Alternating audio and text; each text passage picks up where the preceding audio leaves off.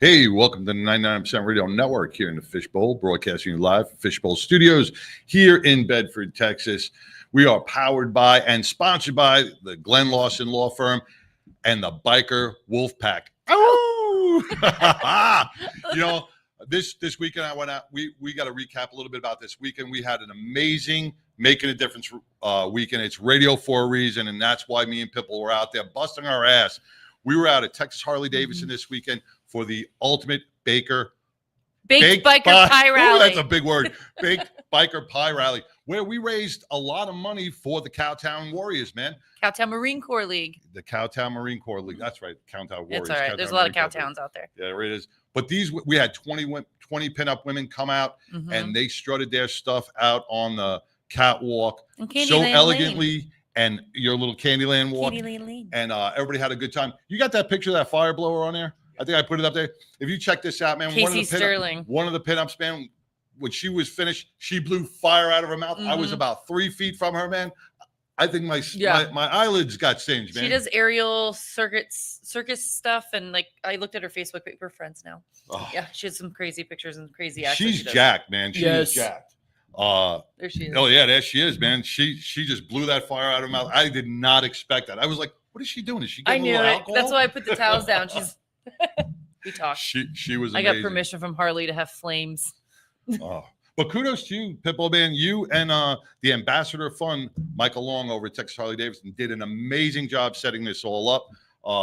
You're like, whew. It took a day. I didn't do anything the next day. I was sore, my feet and heels on that concrete floor all day. I couldn't walk the next day, but it was well worth it. It was well worth it. Well, big shout out and thank you to all our vendors, all our sponsors, all the people that came out and supported. Man, your money is going to a good cause. The Cowtown Marine Corps League needs your money. So this will help them continue helping our veterans. And then I went out the next day. I went out with homie and friends and the leaders, and we went on a 200-mile bike run, poker run throughout Texas for the Pediatric Brain Tumors Foundation. Raised over $5,000 for the Pediatric Brain Tumor Foundation and the kids that are battling this terrible, terrible disease. So once again, I want to thank homie and friends, the leaders, for everything you guys did. That was one great event. We had a beautiful day. I went out to the Iron Legacy that night after the pinup contest. Oh, that's right. Went all the way to Louisville to their bowling tournament game for the Special Olympics. And I put my raffle tickets in, and I won like half the raffle tickets. I was really excited. Yes. Man, so these are some big events coming up, man. You got the Special Olympics coming up. You have the Pediatric Brain Tumor Foundation. We got the Tattoo Mark Foundation. We have so many, and then once again, this Monday, we got the Thin Blue Line LAMC golf outing. The money raised from this event goes to all our injured law enforcement and their families throughout the state of Texas. You know, the Thin Blue Line takes none of this money. This all gets repurposed back to the families. You know, our law enforcement officers do a great job. They serve us well. We would not be able to sleep well on our pillows at night if it was not for our brothers and sisters in blue protecting us. Imagine if you couldn't call 911, how you would sleep that night. You'd be sleeping with a gun in your hand. But these men and women brave each and every day, and they go out there. So go to the Thin Blue Line LAMC website and come on out and put your foursome, your twosome, your onesomes, whatever it is, together and be a part of this great event. And that's Monday the 29th. See us at the party hole. Yeah, we sponsored the ninth hole, so we are the party hole. We are going to be the theme of Caddyshack, so you never know what's going to go on the ninth hole. But speaking about fundraisers, donations, and a great cause, man, we got a big thing coming up on October 4th, and that's going to be the Celebrity Softball Classic. And we're going to tell you all about that. We're going to bring up TK, who's going to even get more deeper into it right after these messages from our sponsor, Glenn Lawson and the Biker Wolf Pack. Be right back. Hey everybody, this is Glenn with Glenn Larson Law and Biker Wolf Pack Law. I got one simple concept today. Don't be a tough guy. Don't try to do it on your own. And also, don't talk to the bad guys. So what do I mean? Don't be a tough guy means go get medical attention right away and tell the doctors everything that's wrong with you. Make sure to do that, because if you don't, it's going to mess up your case. Number two, if you have a problem with your roof, do you hire a roofer? If you have an injury situation and you need help, hire legal professional representation. Our firm is one of those firms, and we stand ready to help. Number 3, most importantly, heaven forbid, do not speak to the insurance companies without legal representation. That's it in a nutshell. Thanks for listening.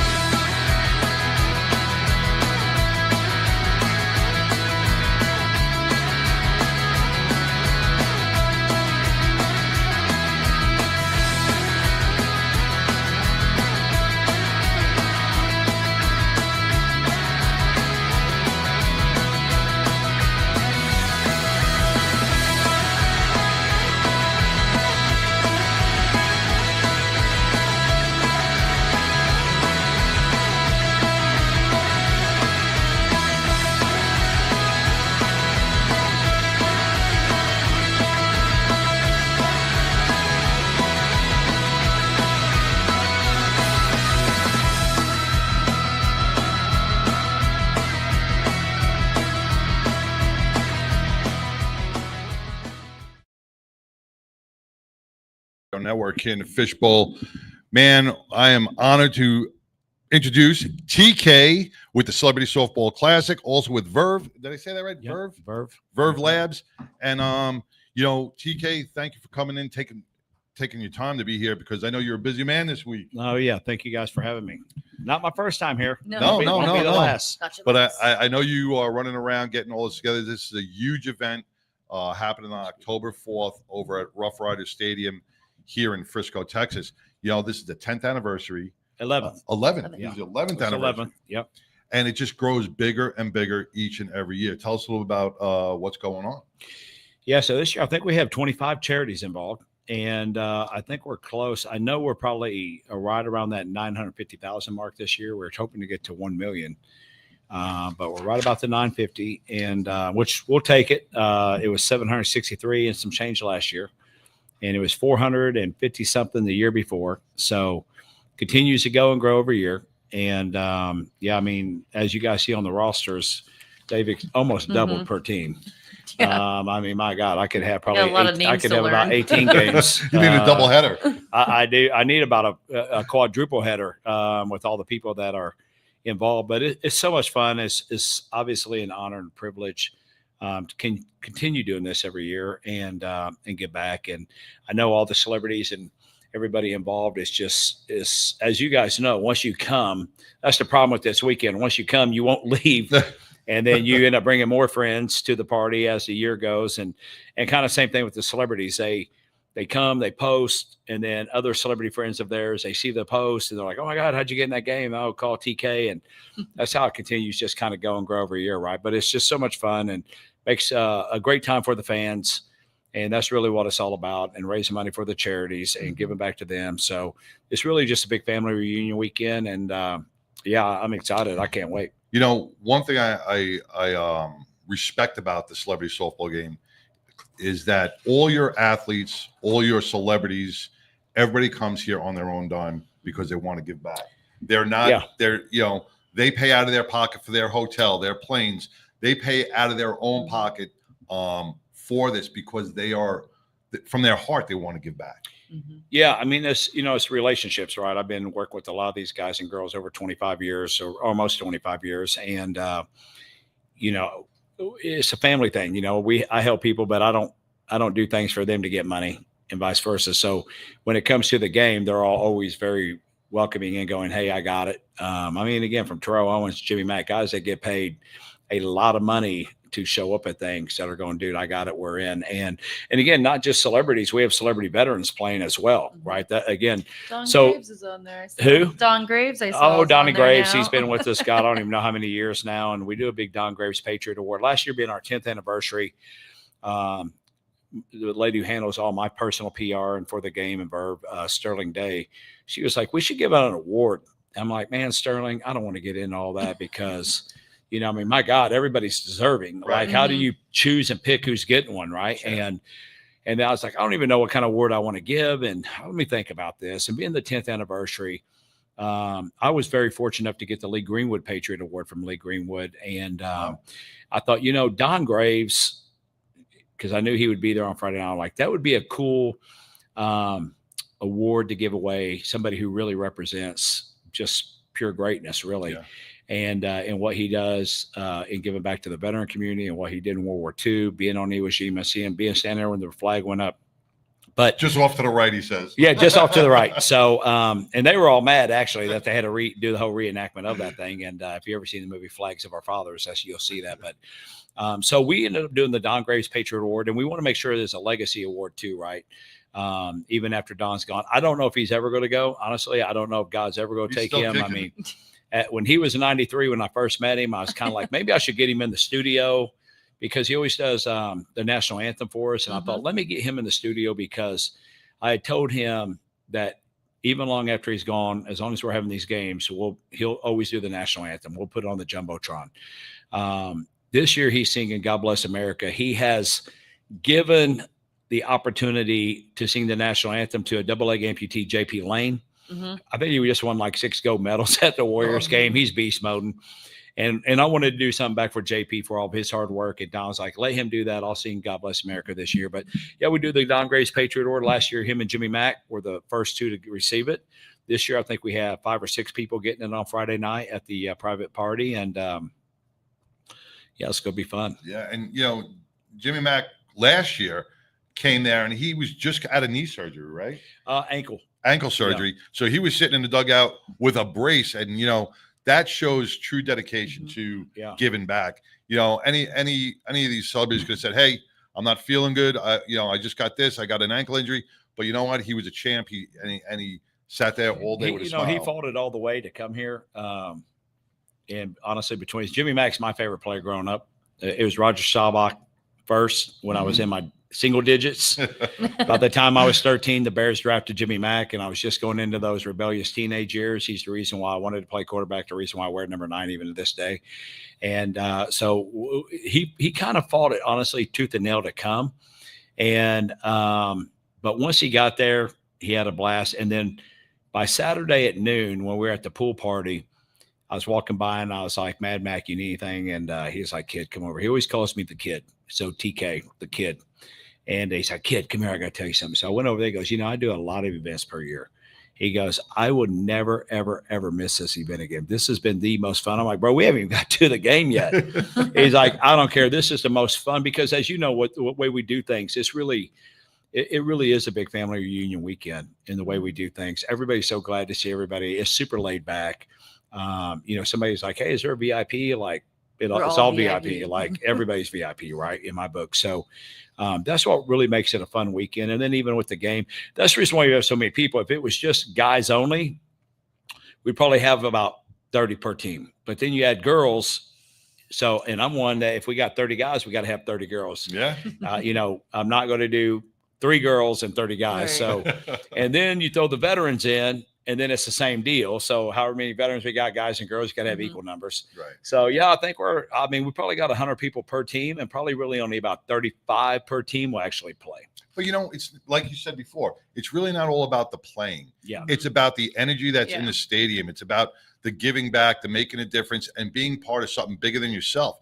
It's coming out and experiencing a game that you will never see anywhere else. It is the biggest celebrity softball game in Texas. And I don't know if we found it on the national level yet. We're still doing some research, but I do know we're the biggest celebrity game in Texas. And it's not just, I got people that come in from the UK. I got people that come in from Germany. I got people that, some friends that fly in from Mexico City, friends that fly in from Calgary, and then all over the United States, Alaska, that just come in just for this weekend. They won't miss it. Not just celebrities, but just even personal friends of mine. And again, I've got guys who, when I was 18, 19 years old in the Philippines, who actually taught me how to play softball. One of them, who's my roommate, who's older than me, him and one of our other buddies from the dorm in the Philippines, they both come. And so I got a bunch of my Air Force buddies coming that, and again, it's chairs out for them. No, we don't need chairs, baby. We're in such good shape, and we're still in our prime. The Air Force guys are. So, but no, it's just that type of weekend. It's just, and again, it's just now I'm kind of at that point where the excitement's taken over of like, oh my God, I just can't wait to see everybody next week, right? And once you get on the hotel property, man, it's nuts the whole time because and nobody leaves, as you know, once everybody comes to the hotel. So the last year of the hotel, I was trying to tell them like, man, this ain't a convention where people come in, they do spend all day in one of your ballrooms learning stuff, and they leave and go figure out what Frisco is. This group is like a hurricane that comes on his land and doesn't leave. And so you've got to make sure your staff and everybody's prepared, because I'm telling you, you'll probably have to lose some people if you don't. And I saw some of the antics from last year at the pool. Oh, I it's need nonstop. to see these videos so I can prep myself. Oh. Yeah, it's nonstop all weekend long, But again, it just makes it fun. It's for good cause, and it's always in raising money. Anything with children charities and veteran charities is what's involved. And, what we do at the foundations is we help them give back to those that give to them, right? That's really what this weekend's about. So, it's good. It's grown into its own, to say the least. Speaking about some of the charities that are going to be benefiting from this and some of the players, and you hit on a big thing with your children. We're going to talk about that. We're going to take a quick break. We're going to come back. We're going to talk about the kids that come to this event right after this. My name is Carol Saint, and I ride with 99. Hey, I'm Homie, and I ride on the 99. You can watch it every Wednesday, 99% Radio. Hello, beautiful people. I am Chaz. I ride with 99, baby.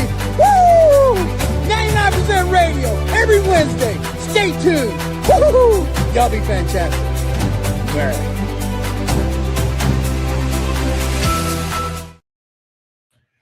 Hey, welcome back to 99. We are here with TK and the Celebrity Softball Classic, man.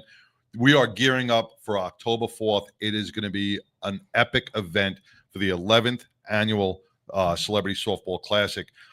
See Chaz Taylor. Chaz Taylor is on our feed right now, man. I see Maria. Hey, Maria. Yeah. Hey, Chaz. The Mongo Campbell. Yeah, baby. Yeah. Now, Chaz, let's before we get into the kids, because Chaz is a big kid. Chaz Tastic, he's a big kid. He brings it every year to your event. And, Gilbert felt his pain last year. I know Mike Kislyak felt his pain the year before. All these great celebrities that come on there that really bring a different perspective to the game of softball, right? Yeah, I mean, we, the biggest thing again is for the fans. So we try to do some fun stuff, and you can't have Chaz and T-Ron Hicks, Simply Bad, two Hall of Fame wrestlers at the game without doing something, right? So I know they probably got something planned this year. Kind of what I tell them is, don't tell me, because I just want to be surprised like everybody else that when you guys decide to do what you're going to do it. Yep. And I was a little bit surprised because I didn't get to see it last year until it was pretty much over with. But I did get to see the replay and the tape of everything. And I know Gilbert did get his back straightened out. Probably needed to go see a chiropractor after being body slammed on the field. And Kislyak, it's hard to push the big man down because the big man can't go down and come back up like they normally do. But Kislyak took it like a champ. But no, it's Chaz Tastic is probably, honestly, out of all the big celebrities that come, he's obviously one of the fans' favorites, right? Yeah, And when it comes to kids, I tell people like, man, kids can't tell who is who all the time. They know there's somebody, they're out there, but I tell you what, when they see you with a belt, they know they don't need to know anything else. So when you're out there with the belt, and Chaz always brings it. I mean, he is just absolutely phenomenal. And I don't know if we could honestly do one of these games without Chaz or T-Ron being there, simply because they're just so much fun. And well, speaking about carrying the belt, and I don't know if you knew what happened last year, because last year, Chaz was carrying his belt, and he just walked away from Coffee Anderson. Oh yeah, and Coffee was wearing his belt, had a belt around his thing. So I just got finished talking to Chaz out on the field, and he's telling me about, because that's when me and Chaz first met. Yeah. So I went right over to Coffee, and I didn't know who he was at the time. Yeah. So I just turned around to Coffee. I'm like, so are you a wrestler with Chaz? You would think so. I mean, he's like 6'4". Yeah, and he had the belt. And he had the belt on him, and he just looked at me. He's like, no, man, I'm a country artist. I'm like, oh, man, and then I looked at his belt and said 750 million or whatever views or whatever. Yeah, so that's what he has on. He has a Coffee Anderson belt. Yeah. And Coffee is one of the absolute best, most genuine guys you ever meet on this planet. That's the thing. He's booked this. He's actually doing a private party Thursday, October 2nd, but then he leaves out of town on the 3rd, and he's gone for the weekend. But that's the thing about these guys and girls, too. When they come, they're devastated. Like the Gronkowski brothers, every year now, for moving it from June to October, they have a big Gronk event, Gronk Fitness event in Boston that first weekend of October. So they haven't been able to come the last 2 years. And I mean, they're just devastated. Change the date. Like, I can't change the date, right? But that's kind of how it is. And then a lot of our country music artists, when we had the game at Globe Life and then moved it back to Frisco, they're all touring in the fall. So it's very hard for any of our country music artists or even musicians to come out because most of them are touring. Well, I was just out with Coffee and Eli Mosley. Yeah. Down in Burn, Texas, not too long ago. And Coffee, thank you very much for letting me use your trailer. He opened up his trailer so me and Eli could do a private interview. So thank you for that, brother. But he was out there, and I know he's touring, and he's got something going, another concert that night, I think. Right? He's got a concert that night on the 4th, but I believe it's out of town because he's not going to be in town for it. But yeah, he's devastated because again, he had so much fun last year, and it was kind of funny. I can't remember. I think it was Veterans Day weekend last year. I was at John Daly's celebrity golf tournament, and we all went downtown Nashville afterwards, and we're just hanging out. And they had I think it was the Veteran Day parade or something. And I just feel a little tap on my shoulder. And I mean, we're in the middle, and we turn around and there's Coffee, right? And he's like, oh my God, what are you doing? And I'm like, what are you doing? And he was the grand marshal that day. Oh, really? Yeah. So, you cannot not see him without have at least a shot of tequila and the Bud Light.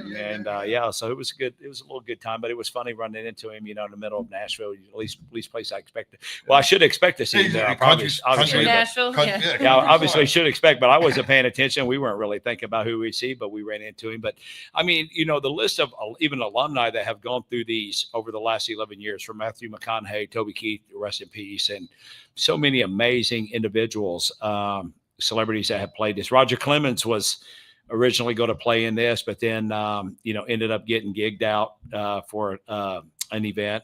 It's kind of hard to turn down $50,000 to go play golf. And, you have to understand that's what they do, right? And, I mean, all the great people, Nancy Lieberman, same thing, was, I would definitely want to play if it fits my schedule, and then changed up as well. You got Janie Bolderis. Oh, yes. The House of Bolderis. Yes. Janie's going to be there. She's all excited.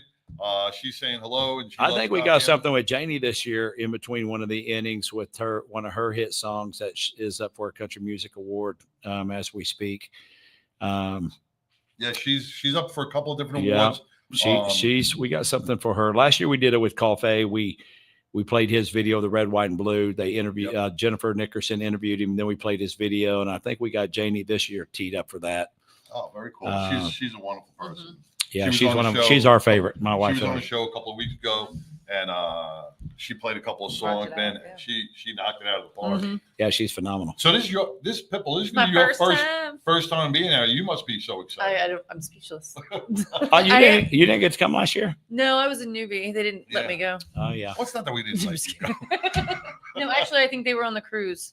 That's Yeah. They were on the cruise last year. That's right. Yep. So now I get to go. No, it's going to be like I said, it's just a big family reunion, and that's the hardest part when you get out on the field is getting everybody to the dang dugout so we can even get the game going because everybody's wants to hang out. chit chatting everywhere. Yeah, they're still in the hangout mode. I mean, you're coming from a pool party all day, and I tell people that's probably the whole weekend. That's probably the hardest part is getting everybody out of the pool at 2:00 who's playing in the game to go. You got to be at the stadium at 3:00 because everybody's been down there since probably 9 a.m. having fun. And I was surprised we got everybody over to the stadium by 3:30. So that was a good sign. But no, it's great. Every year is so much fun. Sign up. Chaz is saying there's a sign up list for whoever wants to be body slammed or choke slammed in the swimming pool. Yeah, there you go. Well, I'm sure there'll be a couple. Yeah. There's Zach. Yeah, there's Zach, hometown. Yep. He's on there. Yeah, everybody's tuning in, baby. All right. Yeah, it's nice. Getting back to what this event's all about. And, across the studio for me, I see two little kids. Mm-hmm. And you know what? You make this about the kids. It's all about the kids. It's all about the kids. Look at the hat. It's all about the kids. Being a veteran, I love the vets, obviously. But, for me, I do Miracle League. I've done Miracle League for probably 10 years at Parker County, which is one of my favorites. I loved it. I love spending time with special needs kids. They're my favorites. So it's just what can we do to have some fun with special needs kids, right? And then, being involved with Tattoo Mark and his foundation and visiting hospitals. And we did that last Christmas. We did the hospital visit. I'm going to be Mrs. Claus this year. There we go. That was a blast last year. We'll do it this year. And Tattoo Mark got a bunch of the nurses and everybody from those hospitals we visit are coming to the game this year. Sweet. But no, it's all about the kids. There's a couple of my favorite, Evan Vasarius, he played Tuck in the TV series Ozark. It was kind of funny because the original game I did in 2015 with Marcus Luttrell with the Lone Survivor Foundation at Rice University, that's kind of how all this came about. He was the bully bear, the guy in the little stuffed. He was had the head on and and it actually looked like Bully Bear had got liposuction and they hadn't trimmed the fat away because the suit was like for a 6-footer, but he's like 4 foot. So it looked like Bully Bear had just went through a liposuction and needed to get the fat trimmed. And then he came up and was in one of my Air Force buddies, Bud Collier, dear friend of mine. He introduced us and Evan at that time was helping with Bully Bear. And he told me he wanted to be an actor. And, you're like, oh, man, that's cool. That's awesome. Not even the following year, Bud had called me. He's like, hey, the little guy got a big part on TV. I'm like, what's he doing? He goes, I don't know what it is. He's doing it with Jason Bateman. I'm like, okay, well, that's probably be. And it turned out to be Ozark, right? I got to meet Evan 2 years ago. Really nice kid. One of the best. And so, like, if you follow him on social media, he's out there practicing. It's just stuff I love to see. He hit that home run. In that opening, that's Evan running around the bases. Yeah. In that opening. He gets his home run. And then we have another young man, Taylor Blake. The only guy who will go to Super Bowl parties in his Celebrity Softball Classic uniform. So I love him for that. Like he literally goes to host cities with the Super Bowl. And he's in his celebrity gear. And so I love him for that. But he was a producer, actor, done some things. I actually met him through Evan. Another great guy. And then of course, one of my favorites as well is Trey Brandt. Country music singer. Obviously, he was on.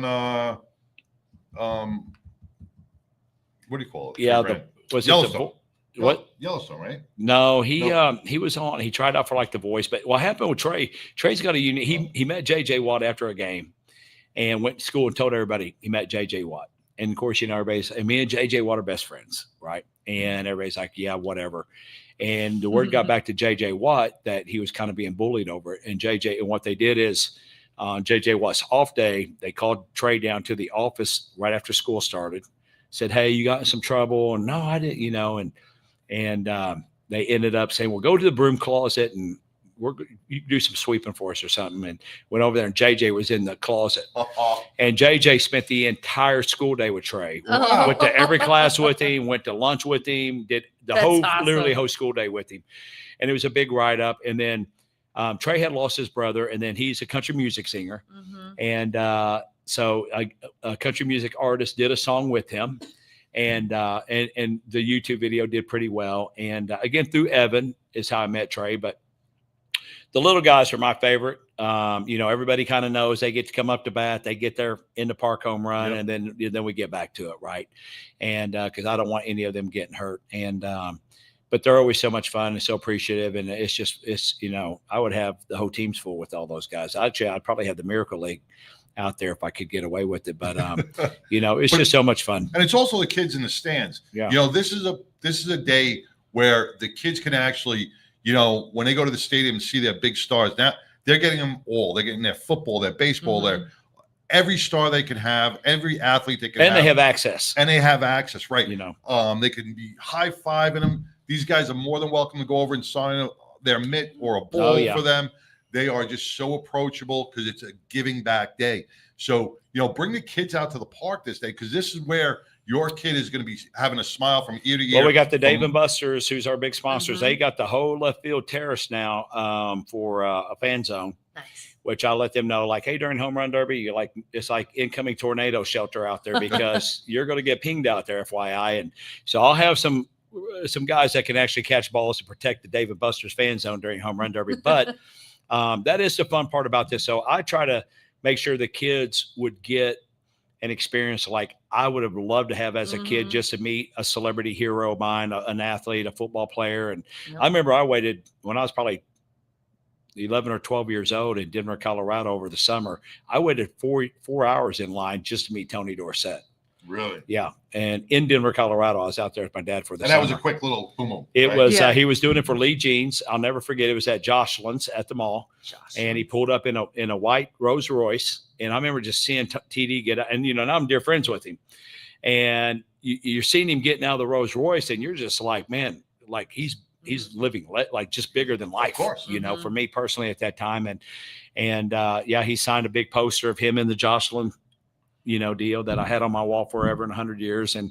But that's the kind of experience I want these kids to get. And we do bring a lot of special needs kids to the field before we open up to the public, to the fans, to the public. And then we do a lot with children's cancer as well. So we bring a lot of kids that are dealing with, whether it's leukemia or different types of cancer, and their families out to come out and get a day at the ballpark. We got Janet Nunez with the leaders that's on right now, and she just ran a whole big event for the Pediatric Brain Tumor Foundation. Yeah, we need to get them involved, and the Children's Cancer Fund is one of the groups that usually brings the families out. And we had a young lady the first year they got involved at Globe Life Field, Adriana, and she was all of our favorite, and she didn't make it the following year. She had passed away. And that's why on our jerseys, you can actually see she loved the ALN.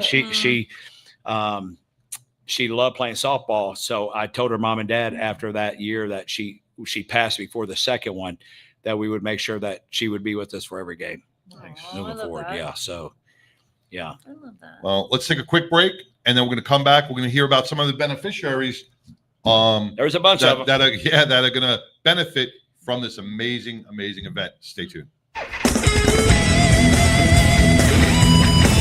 Leather Up will keep you safe while looking great with a huge selection of armored and casual flannel shirts. From beaded to sleeveless, Leather Up's got badass gear for all riders and all seasons. Leather Up with 3.5 million customers since 1999.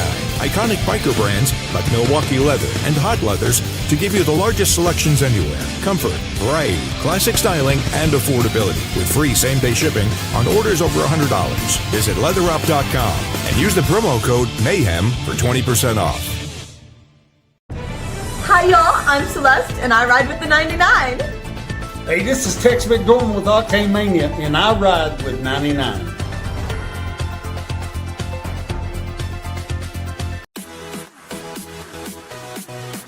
Hey,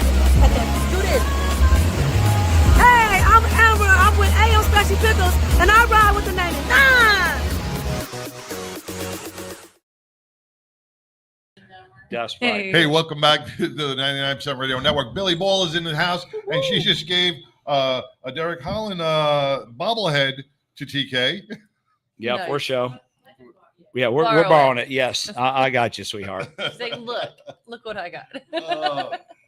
Well, I'm going to put my glasses on for this because this is a long list. Yeah, man. this is going to be the rest of the show. So thanks for tuning in. We're not going to hit them all, but we're going to hit some of the major ones because, with this charity, with this softball game, it's not just hitting one or two charities. You are hitting all the major league charities. Well, let me explain how we do it. So when we originally did it, and again, it started with Lone Survivor Foundation 2015. So the money we raised was just for Lone Survivor. And then from there, with the OUT game, we did the first year Lone Survivor. And then after that, Roger Clemens, Matthew McConaughey, Toby Keith, and I, we decided, hey, let's all partner up. We'll split it equally between our charities. And then I would always donate mine to Lone Survivor. So then after OUT, when we got into the celebrity side of things, with just Celebrity Game, we would have one charity per team. And then we would just, you're guaranteed 10 grand. And here we go. After the 22 game, my wife was like, the event at Globe Life Field was about $250,000 to put on. And my wife's going, this absolutely makes no sense to me. We're taking on the risk of $250,000 personally to put this on, because she was like, let me figure this out. So if we don't cover the spread on sponsorships we're paying, yes, this is stupid. Like, this makes no sense to me at this point. It's a losing problem. She's like, I've seen you raise 20 grand at a happy hour. Like, we don't need the celebrity weekend to do this. So then it was like, how can we use this platform to help more? So in 23, we're like, let's try it. Let's see what happens. If it works, great. If it don't work, we're done, because I'm just not taking that risk. And most of the time, yes, we lose. The last 3 years, we've lost about $50,000 per year on this game, but there's so much more depending on this game than just charities. I can't tell you how many veterans have told me after this weekend that if I was not in a good place when I came, probably if without this game, I probably wouldn't be here. Yep. And those are the reasons why we still make sure we have this event. So, but with the economy swinging around, things are turning around. It's life, right? I mean, charity event is just like business. Yeah, you win some, you lose some, you keep pushing forward. So it's all from the heart. Yeah. So what we decided to do this year or in 23 is like, okay, if you're a charity and being on, 10, 12 boards over, 15 years of different charities, what I realized is it's very hard for a charity to give a sponsor of a black tie gala, of a golf tournament, of a bowling event, any type of fundraiser. It's very hard for the charity to give an ROI back to that sponsor. Right. Because you think of a black tie gala, maybe 4 or 5 hours at the most. You're 100,000. If you're a title sponsor, probably 150,000 in. Presenting sponsors are 50,000.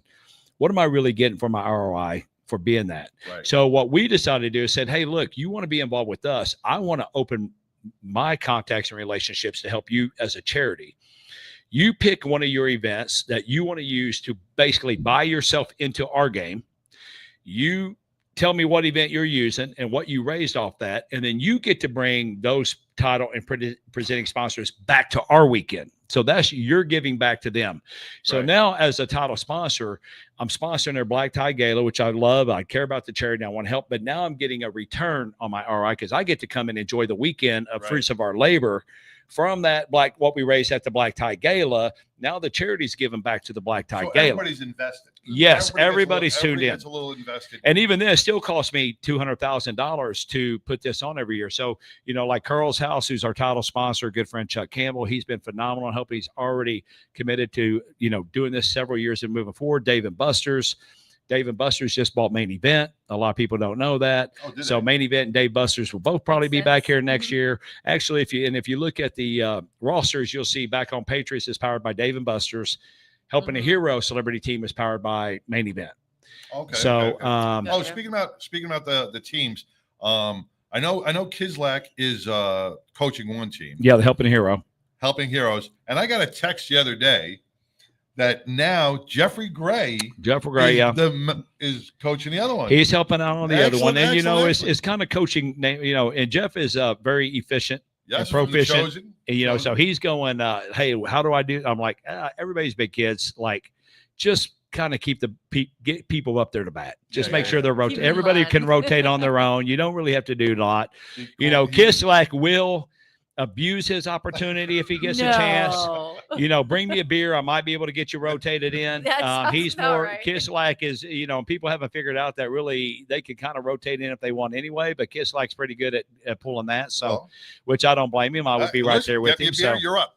Yeah. So, I mean, but that's how we do it. That's why all these charities have come in. But the thing is now these charities, and we didn't know how it was going to work. And actually a couple, I'm like, I don't really know about this. But what they have found out is by bringing their sponsors to this weekend, they almost immediately commit to their next year event, right? Because they just have so much fun. And again, as you know, it's all access. So they get to keep 100% whatever they raise. I don't need anything they raise. I just want to help them raise more money and use this platform to help them get bigger sponsors, bigger charities, bigger things to help them do what they're doing with their mission, right? Yep. That's what this weekend's all about. And, and right there, it's no free handouts. It's each one. TK don't give no free. Each one of these charities is working for it. And that's good because then you don't all these charities, like I said, are invested. So like we got 50 for the fallen. We got the Derek Holland 60 feet 6 foundation. Yep. So which from pitcher mound to home plate, 60 feet 6. That's the Adriana's Angels. Adriana's Angels, which all right. We got Anxiety Solutions of America, which is Colton down there in Granbury. They raised over $103,000 from their events this weekend. He's bringing a bunch of his people that donated up. The Back Home Patriots. That's Don Riley. He's a team sponsor. Be an Angel, DFW, Help a Child. We know all about them. That's Dan Pastorini's group and Mike Renfro. All right. And we got Cowboy Entrepreneur Foundation. Mm-hmm. Yep. Empowering the Veterans, Forever Family Rescue Foundation, the Green Star Families of America. So Green Star Families are, so as you know, like Gold Star Families, you lost somebody in combat. Green Star Families is somebody who had been in combat, came home, and actually took their life. So they're families of heroes that we lost via suicide, which is honestly a really important foundation on what they do. Very, very. Like I've learned a lot from just this year talking with them and understanding all about that. And I'm telling you, as a spouse who is left behind, it is unbelievable what they have to deal with in the aftermath. We work with them all the time. I would not want to honor. put it on anybody. It is heartbreaking. And we, veteran and first responder suicide is a growing issue throughout our country. And you are not alone. To all our veterans and our first responders, you are not alone. The Celebrity Softball Classic is a place to show that you are not alone. You have to come out, walk, talk, and conversate with other people just like you and me, and you will see how the healing process starts to begin. So God bless the Green Star families. Hank and Friends and Helping a Hero. Helping a Hero is another team sponsor. Yep. Meredith Eiler, and they'll actually be donating a home we donate a home to a veteran every year, disabled veteran. Which we surprise them. They just think they're coming to participate in the game.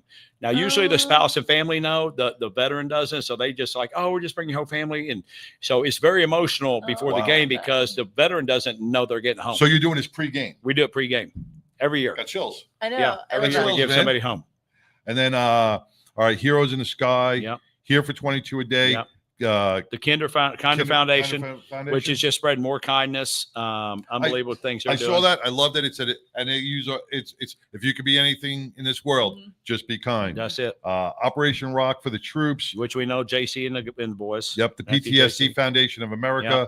Yep. The Riley and Laney Foundation. So the Riley Laney Foundation is an unbelievable foundation too, and it's kicking off because this is where basically the state can just come in and seize your kids without really any, excuse me, like somebody just knocking on my door going, we're here to take your kids.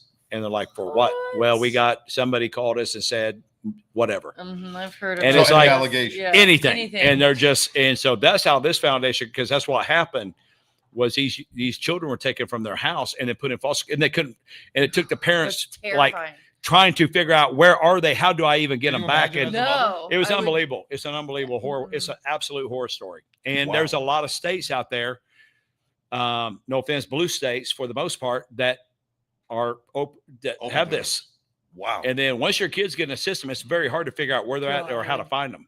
And it could be you just calling somebody going, hey, this guy TK, I don't think he's treating his kids right. And they're in there, boom, we're taking them out without anything. And then I've got to prove I'm innocent. Yeah. And I'm already guilty because they've already taken my kids. And meanwhile, even if your kids go into the system for a week, that's traumatic for your children, depending on their ages. Well, then whatever. Again, once you go through the court, you got to go through all the court.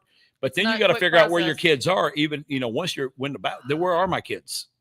You have no idea what's going on. My anxiety level is like, it's unbelievable. That's why it's a very important foundation to get to work. And again, I have so many unbelievable friends of that have abundance of wealth, I guess, that come to this every year, and they.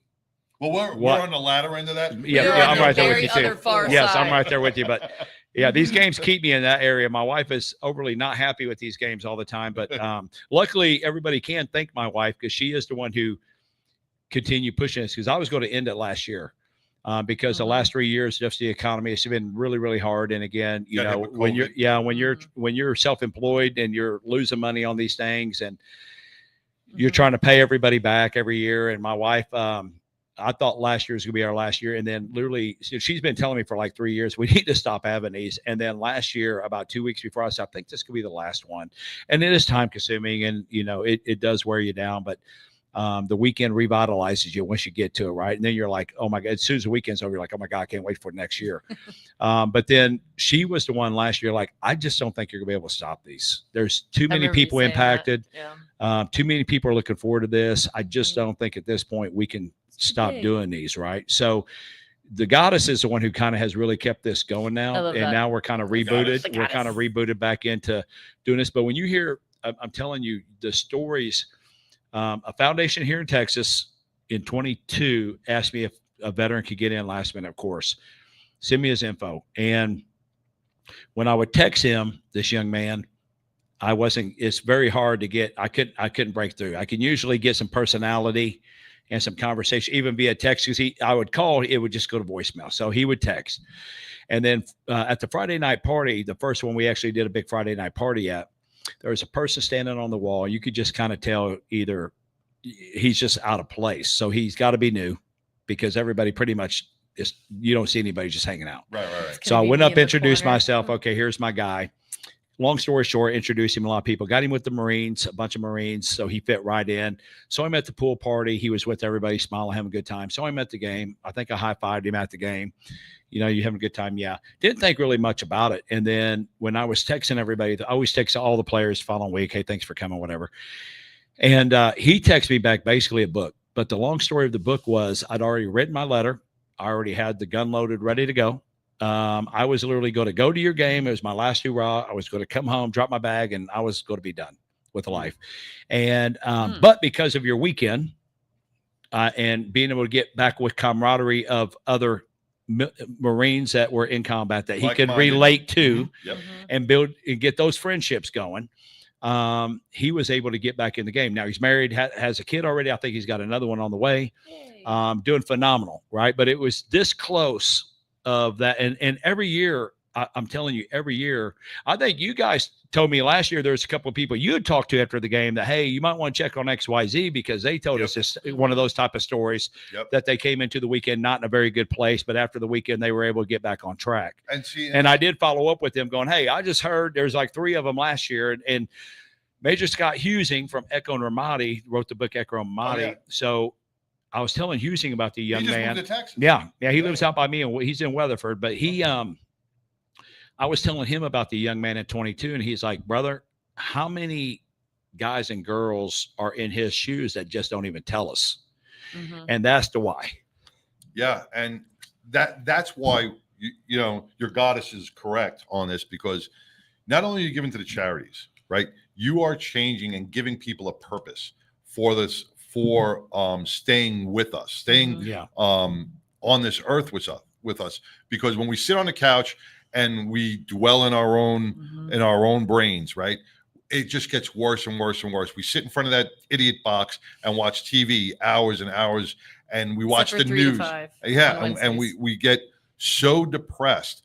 But once we get out on the field, we get out into the air, we get out and we seek faith. Well, and that's what this whole thing's about, right? So really what people are like, well, what are you doing for the charities? What I'm providing, honestly, is access. Yeah. Because I can't tell you how many of these charities that have come and end up meeting a celebrity, talking to a celebrity about their mission, and the celebrity's going, I would love to help out, you know, and now they got that celebrity as an ambassador helping them, using their name, their likeness, pushing things out for them. I can't tell you how many every year will call me and go, hey, we ran into your friend XYZ, super great people. We were telling about what we're doing. They made a $10,000 donation to us. Right. And so it's all those type of stories. But so but the bigger thing is, from a charity standpoint, is they get to bring their big donors to the weekend for access. Yep. But guess what they get to do with their donors all weekend? Spend time with them. Right. It's not because they don't check. get because it's most of the time it's you're a title sponsor. Thanks. It's great to meet you. We appreciate you. They see them at the event. We'll see you next year. Hopefully. Yeah. Let's move on. Right. They never get time to really develop and build those relationships. So after this weekend, that's why so many of them like, oh my God, they're going to be our sponsors again this year. Of course.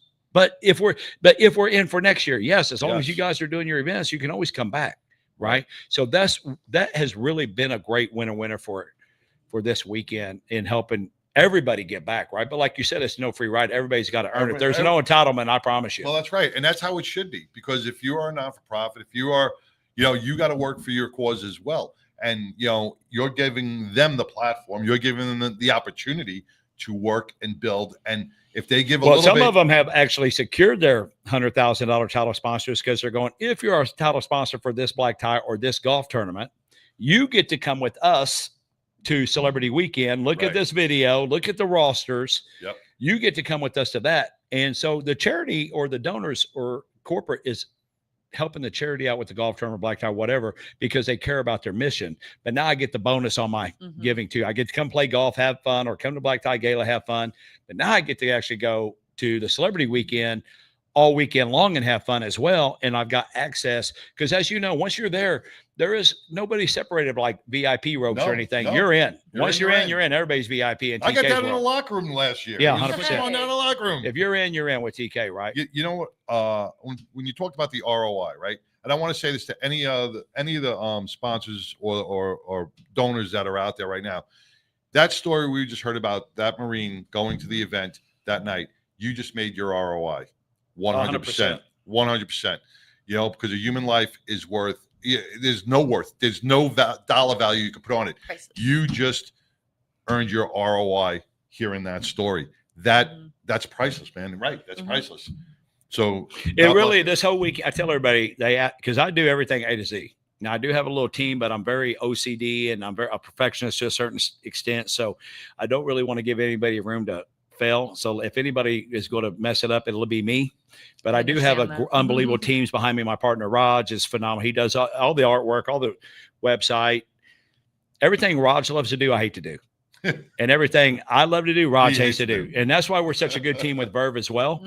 But he has jumped in this and really taken over that side of things too. But then, I have my team of girls, all my event girls that help out, Sam Davis, Melissa Wright, Carrie Jowers. Also have, Sterling Day, my PR lady who, is basically really kind of keeps me in and out of trouble, I guess. I mean, I don't, go do this interview. Don't, she keeps me in line, but, and then we have it really takes not just a village to pull this off, but it takes a nation. And then again, you got people coming from all over the world for this weekend.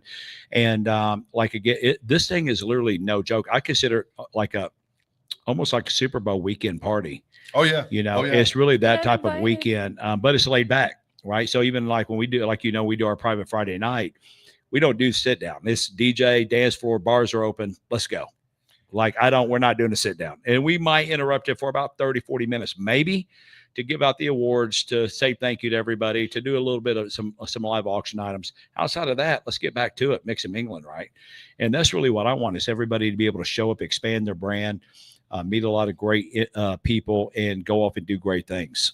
And you know what? We're going to take a quick break, and we're going to come back with how affordable this is. Because you talked about Super Bowl. You're not paying $500 for this. You're not paying $1,000 for this. We're going to come back. We're going to tell you what a family of four can get in on for this. You don't want to miss this. You don't want to miss this. Right after that.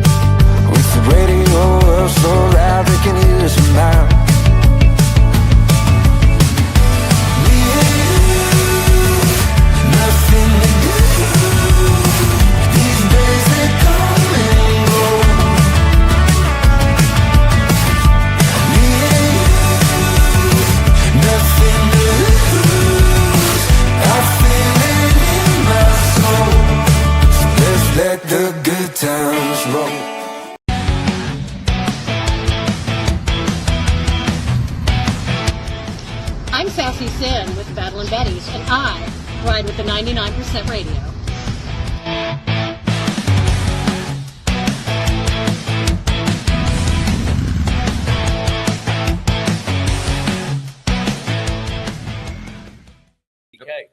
Hey, welcome back to the 99. We are here with TK and the Celebrity Softball Classic going on October 4th at Ryder Stadium in Frisco. Man, if you're just catching up, man, you're going to hit the replay button on this because there was a lot of information, a lot of great stuff happening with our sponsorships and the celebrities and the athletes that are going to be on the field. Once again, it's all about the kids. And you're going to probably turn around and go, well, you know what? I can't afford this. This is too much. Let me tell you something. If you go to the state fair, it's going to cost you quadruple as much as it will to enjoy this full Saturday in the park. TK, to get tickets, and I'm going to let you announce the ticket prices because people are probably going, I can't afford it. I can't afford it. The ticket prices are so affordable. How much are they? They're $10, and then there's a few fees with the stadium. I think you got a $14.33 all in, but that's what we want. We want to make it affordable for the families, right? To come, and then we probably donate several thousand out. And I know you're going to have a big announcement for your people with what you guys just committed to, and I appreciate that. But that's the biggest thing is like, man, we easily donate probably 2,000 to 3,000 tickets out to like Big Brothers Big Sisters and Boys and Girls Clubs and different charities, veteran charities, children charities. Again, I just want, to me, and I tell all my celebrities this, like, hey, when you're coming to the weekend, Friday night and Saturday pool party, that's for you. Saturday night is not about you. It's about the fans. And they want to see certain players and certain people, and it's about a show for them. So everybody can come have fun, participate, but don't get mad when you got 100 people per roster if you don't get in the game, because this is about the fans. And that's all I care about at the game is making sure the fans come, they have a blast. And again, I want them to have an experience like, another that they can't get anywhere else. Yeah, it could be. Affordable. I mean, Chaz and like I said, simply they're up in the stands. I'd rather them spend money on hot dogs and goodies than tickets, honestly. And that's the biggest thing, because like being a single mom, I mean, at one point, taking your kid anywhere, even not being a single mom right now, taking your kid anywhere, just the tickets alone to get in, it's like, oh, that was $60. Then it's the drinks and the food, and you got to get them the gift and everything. Rough Rider Stadium, a hot dog you can still get for $3. Yeah, you're not paying $9 or $10. Yeah, the Rough Riders have unbelievable great prices at their stadium, and their stadium is so fan friendly anyway. And if you haven't even been to a Riders baseball game, I have not. Actually, the Riders baseball game, a lot of people don't understand. That's the Texas Rangers AA team. Most people that go to the Rangers, that play for the Rangers at Globe Life, most of them come from the Rough Riders. Right. They don't come from AAA. It's kind of weird because even the AAA players, the AAA players, if they're kind of at that level, they'll come here and then they'll come down and then go over. It's kind of weird, but you'll see more players from the Rough Riders get pulled up to the Rangers big squad than any other of their minor league affiliates. So it's pretty cool. But again, and parking's pretty easy. Yeah. And usually when everybody's rehabbing for the Rangers, they always go rehab at the Rough Riders because they're close. Yeah. The guys don't have to move. They don't have to, they can go rehab there. They can go home every night still. So that's why you see more of the big leaguers are at the Rough Riders compared to Round Rock where their AAA team is, I believe it is. So, but anyway, the Rough Riders is an unbelievable fun park. It's super friendly, super intimate. And we have a bunch of, Tattoo Mark will be out there doing things. This year he actually wants to be on the field. Last year he was up at his table the whole game. But it was kind of like he mentioned it last year. I'm like, did you stay up at the table the whole time? Yeah. Well, what are you doing up there? Like, you're Tattoo Mark. We need to be having you down there where everybody can see you. I've never met a man with so much passion. You see, and that's all you knew it. Yes. We don't have that scripted at all, because when you think of Tattoo Mark, you think of passion, because he has such a giving heart for the children. Well, Tattoo Mark, as you know too, he's gone through health issues his whole life, and and his mom and brother passed away early age, and I'm so thankful for his foundation, because this is now his why. Right, his driving force of what he does, and really getting things done. And I mean, this guy, believe it or not, he moves mountains. He does. He can get some things done. And I love Tattoo Mark. And if you don't know who Tattoo Mark is, I haven't I've seen him pretty close with not a lot on, and there's no empty spots. There's no empty spots on his body that aren't Dallas Cowboy related. So, but no, again, it's just, I told my wife last year, I said, I think the only thing I'm actually missing from this circus is maybe a couple midget wrestlers. And then I got Chaz going, hey, I've got some guys. I was like, you can probably find those. No, so we were going to have some midget wrestlers come this year, and one of them got injured. And then because he got injured, his tag team partner was kind of, I don't really want to do it without him. So maybe next year, because it's like, with Chaz and Simply, I'm like, man, we have a couple midget wrestlers in there with the belts and have them come in. And again, it's PT Barnum at best. I mean, most of the pro actual athletes, ball players are just like, what the hell is going on? But because it's all over the place. Look what you've built. It's just fun, man. It's just all family. Yeah. Right? So we're going to talk about the day, October 4th. I'm going to let you guys know right now that the 99% Radio Network has purchased 50 tickets for this event. Actually, they're going to have about, they did 50. We're going to donate another 150 actually. So 200 free tickets. Yeah, 200 free tickets. They'll put it on their website on how you can actually go to the website. You can get up to 6 free tickets per person. There's a code you can use, and the Frisco Rough Riders will actually email you your tickets. So it's very, very simple to do. The other thing about the stadium is it's open seating. Yes. I like the first come first. I'm a capitalistic type guy. I don't like rich people having to get to buy the best seats.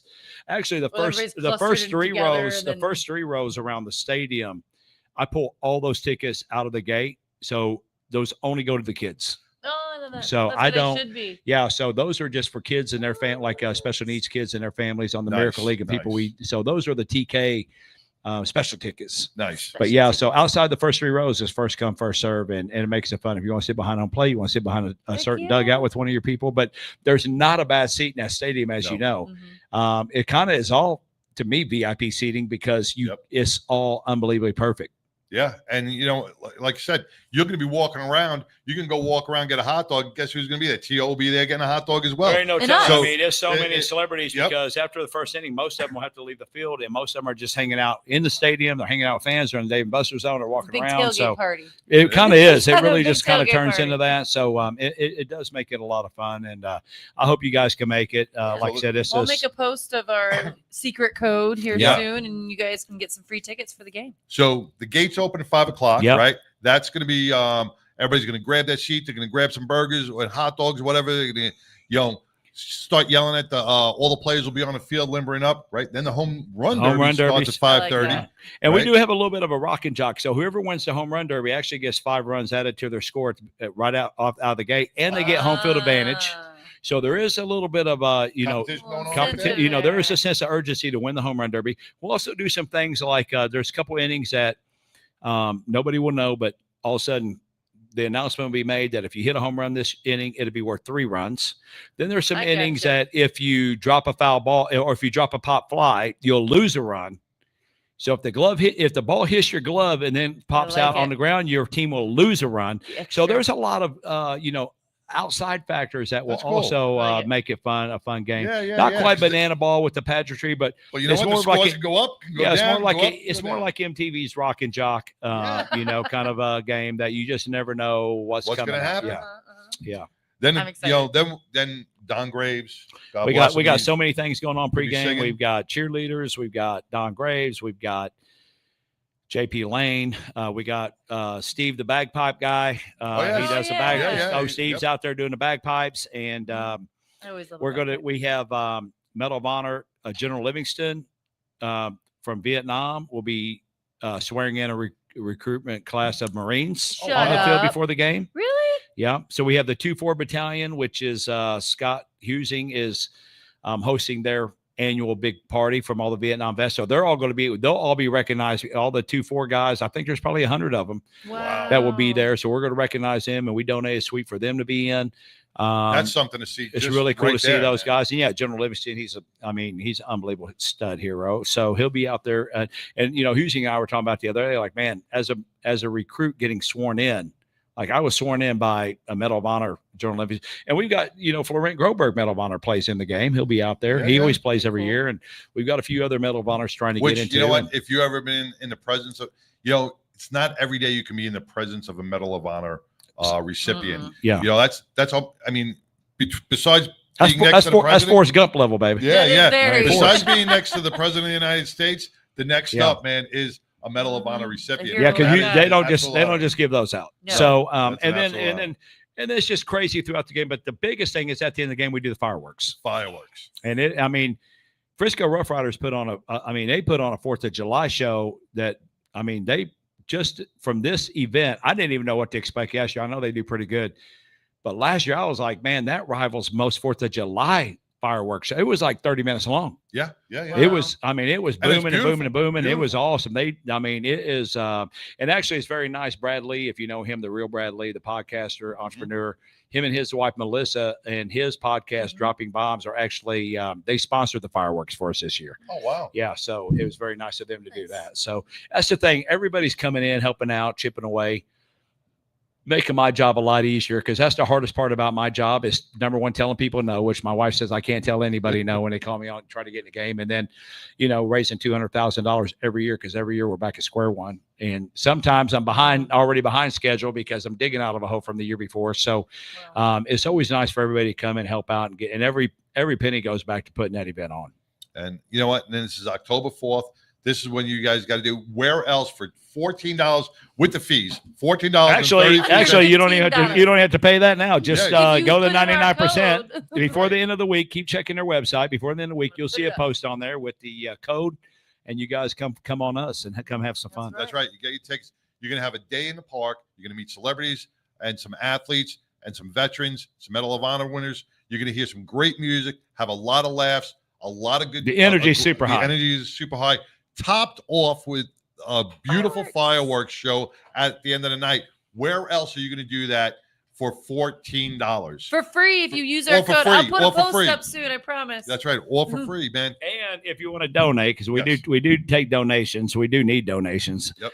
But if you want to go to celebritysoftballclassic.org, which again, they'll have it up on their site, on their social media as well. Just click the donate button, and every little bit helps. You guys were the kings last year. You guys had so many $10, $25, $50, $100 donations after I was on the show last year. It probably equaled $3,000 to $5,000 from your listeners. It was awesome. Nice. And man, we appreciate all you guys out there for what you do. And plus, can you still get the merch? Yeah, the merch is on the shop. We will be selling all the merch guys are bringing out. They're coming heavy this year because they ran out like by the 13th. They were already out last year.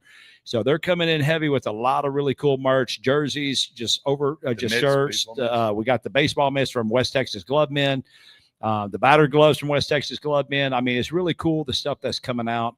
You can also go on our website and go under shop if you're a New Balance fan. Click on that. They have given us the family discount rate, 30% off the shoes. So my rep has given us that discount rate. So you can go on there, order shoes from there, 30% off. What else we got on the shop? We got ice. I think we got the ice packs. We got everything. Everything you need for a day at the park. Yeah. It's unbelievable. And the Rough Riders have unbelievably cold beer there. It's phenomenal. Their sausage dogs are phenomenal. We set our table up. There's really nothing better than ballpark food. I just don't know. Beer and a hot dog at a ballpark, it's just phenomenal. And again, even with the fans, there's so many fans that have come so many years. Like I've actually got to know fans from the game where you're there and they're like, hey, TK, and you're like, oh man, I'm glad you're back. And can we get a pic? Of course. And it's just a lot of fun, right? And that's what the whole weekend's about. Why. That's also your why too, man. My why's always just, my wife, I told my wife I'm going to write a book, Life of the Party, because that's been my whole life. Honestly, my whole life has just been an absolute, just one great party with all great people and just nothing but fun. And I think that's how we should. God gives us, every single day, and we should wake up every single day, rejoice in it, and actually get the most out of it. Right.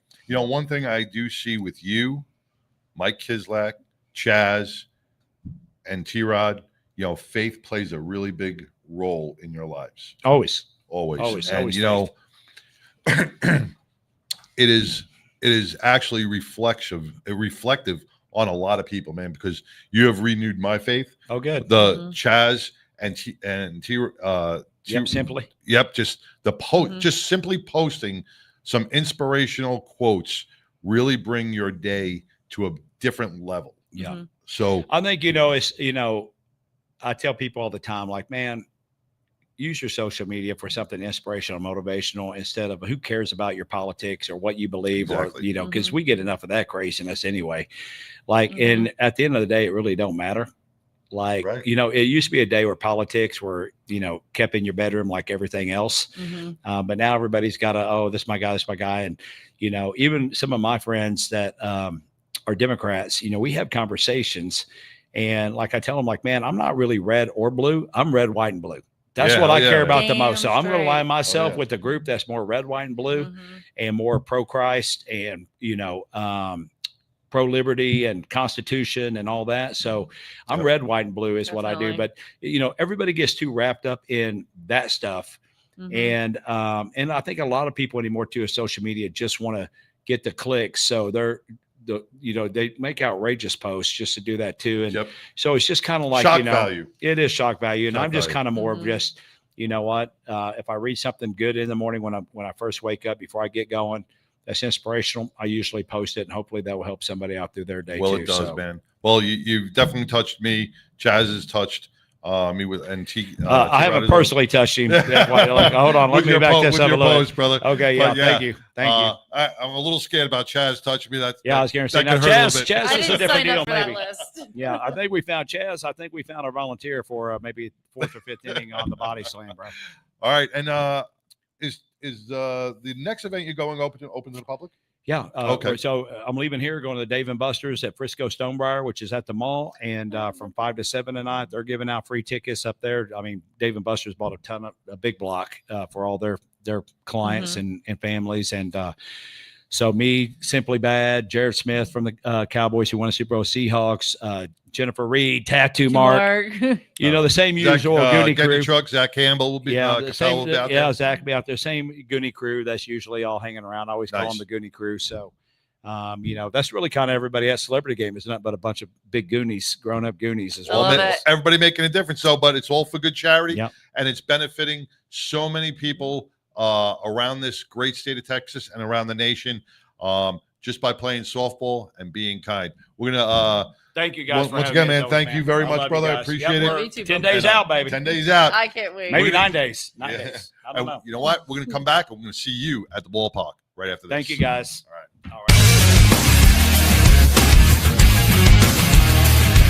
Hey everyone, my name is Alex Arkangelski, CEO and co-founder of Break Free Technologies, and this is Break Free, a motorcycle helmet accessory that easily mounts to pretty much any motorcycle helmet out there, and it's the simplest way to improve your visibility day or night. Break Free's got a sensor array built into the unit itself, so there's nothing to mount to the motorcycle, there's no wiring, everything is inside the unit.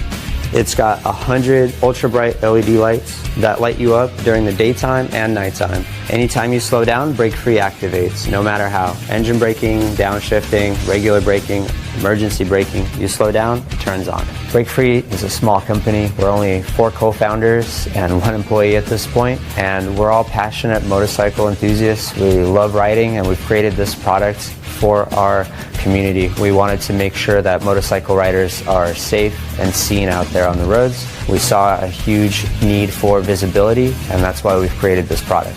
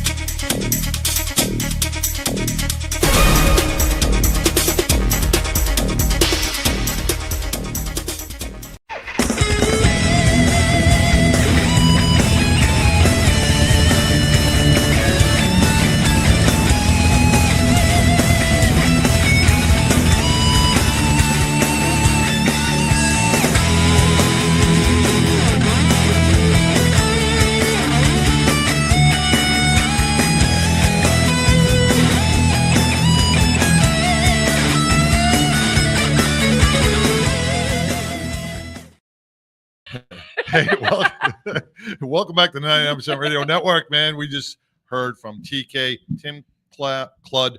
I keep messing up his last name. TK. All right, for Celebrity Softball. Remember, go to celebritysoftballclassic.org. Donate, buy your tickets, and get your merch. And then we're going to have that promo code coming out where you too could have up to 6 free tickets, up to 6 free tickets as well. Man, I want to bring on Lori Montoya. Where is Lori? Where's Lori today? Lori's in her garage. What's going on, Lori? Not much. I'm in Denver, Colorado. It's a beautiful day, a little chilly this morning. I realized fall's just around the corner, especially here. I almost turned the wood burner on this morning and packing because I'm headed to Vegas tomorrow. Yeah, we'll be there till late Sunday night. And gonna hop over to Vegas. Yeah, I'm just gonna go to Vegas. I'm heading over to Florida. I'm just jet setting across the United States. Every time you see this, we're right here. We can't afford a cup of coffee. Damn. Yeah, I really do. It's probably almost 30 weeks out of the year I'm traveling somewhere. But I had a great time with my family in Florida, and it was really important that I, remind myself I have a family that's ready for me anytime I want to come. So it was really great to get to spend a week with my grandkids and stuff like that. So we're talking about a lot of warm and fuzzy stuff. Thursday night when I get there, I have a biker funeral. We had a biker that passed away, which, we all are experiencing a lot of motorcycle deaths in our local community and in our inner circles. And I shared on my personal page that Heaven's Gate song that they're going to. Yeah, they're going to play that at the funeral for this writer. So Friday we'll be setting up, and we're going to be doing Saturday the 10th annual Bling Diva Motor Peanut Butter Drive. Yes, hold on. I got that. I got that up. Hold on one second, Lori. I think I got the Peanut Butter Drive flyer up. Let me see if I can get that up. It should be on the bottom. I mean, I know what the peanut butter thing's for, but when you put that all together, that sounds pretty interesting. What it is that we don't, and it's something really, what Shannon and the Bling Divas have done and consistently do every year is go out into the community and have drop-off boxes and things like that. And they collect sometimes 17,000 pounds. I think last year it was 30,000 pounds for corporate donations. I'm trying to get the Peanut Butter Commission in Georgia to send us a semi of peanut butter, but that takes years of begging and asking. But what it is all of that goes to a food bank in Las Vegas called 3 Square. And it's part of Feed America, which is nationwide. There's food banks everywhere. And what most people don't really realize is the nutritional value of peanut butter to a family in need, whether they're homeless, whether things are tight. It provides 1 pound of peanut butter provides 6 nutritious meals. You can put it on bananas. You can put it on crackers. You can put it on Rice Krispies. There's just all kinds of things that you can do to ensure. Put that shit. And put it on a spoon and do it. But what it does is it's a sustainable protein that doesn't necessarily need chunky peanut butter or a creamy peanut butter. No, I'm a crunchy all day long. Crunchy. If I'm baking, it's creamy. But if it's right off the spoon, I'm 100%. Now, the other question is jelly as far as grape, strawberry, or raspberry? I actually, if I had to do jelly, I actually do honey. Really? Oh, I'm a raspberry. No, not jelly. I just do instead of jelly. Yeah, I love an English muffin with wear it up when it's warm and peanut butter and then drizzle honey all over it. I'm a raspberry girl. Give me a good old yes. What? But we all come from the generations of mom making us a PBJ. Mm-hmm. And I'm even from the generation of the Elvis mayonnaise sandwich. Oh, made a sandwich. Bologna. Remember Braunschweiger and Velveeta was my mom. There you go. But even Elvis used to do a grilled peanut butter and jelly banana sandwich.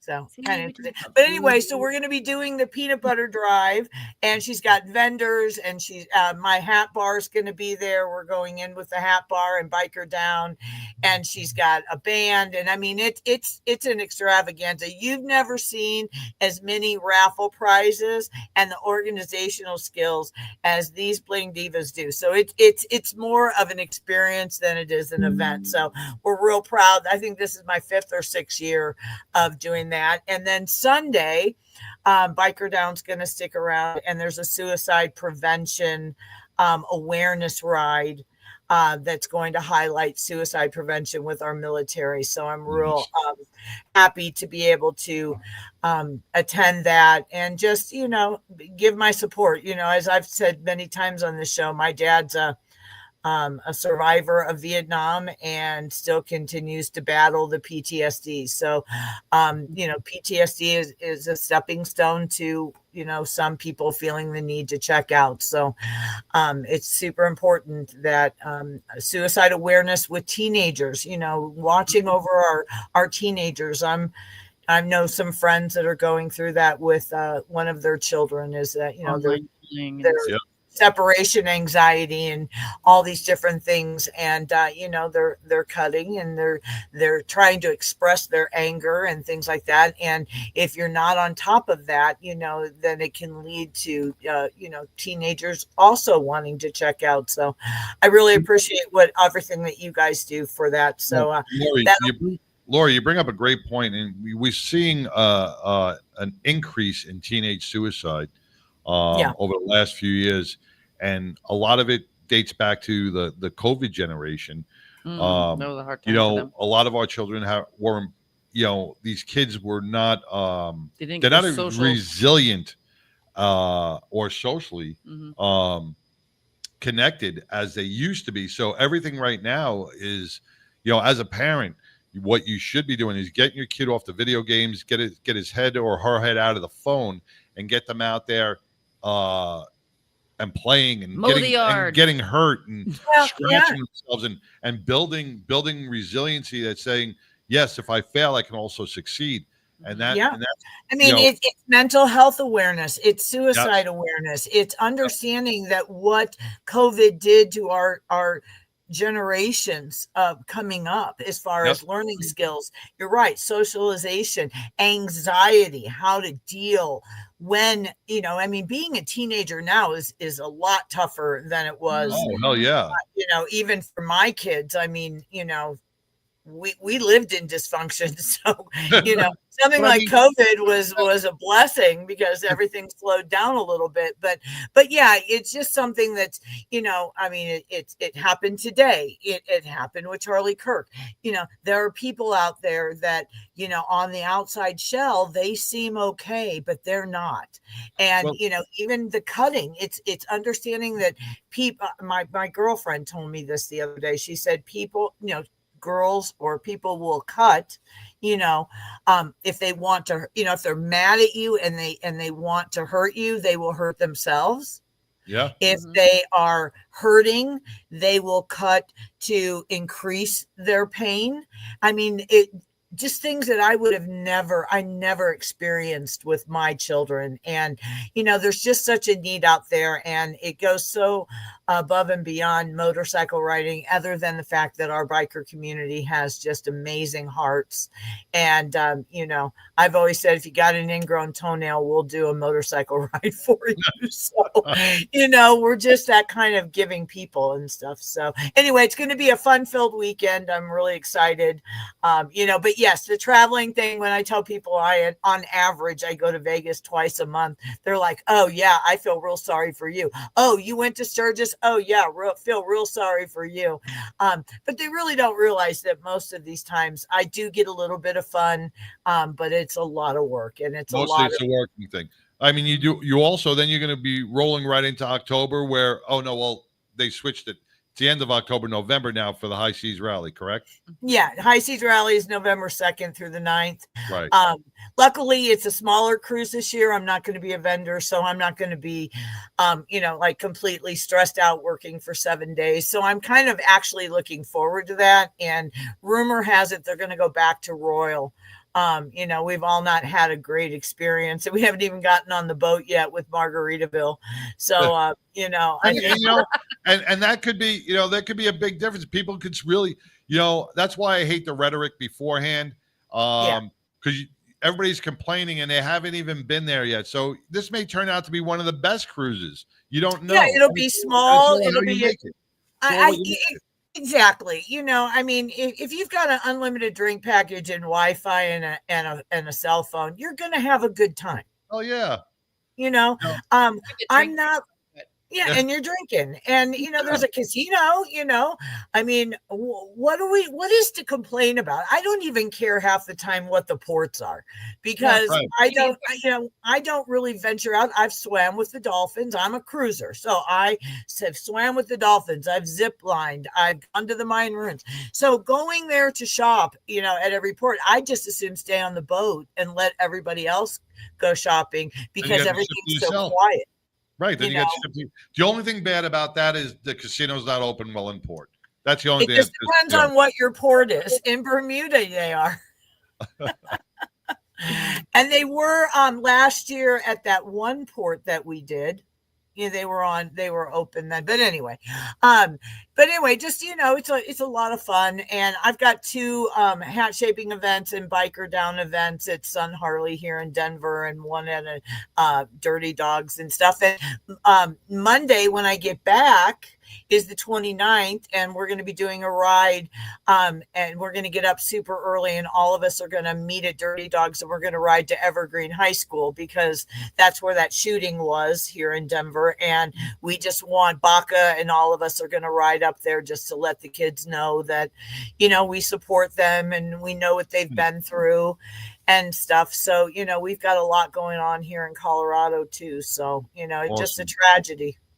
Yeah, and that's what it's about. It's community, the biker community coming together to try to heal a community of our children and our kids and show them a way, and that's what it takes. Absolutely. But that peanut butter drive, anybody can watch for peanut butter on sale. And I cannot tell you the look on when you go to the food bank and you bring them peanut butter, how grateful they will be, because it's the one thing that many people don't donate.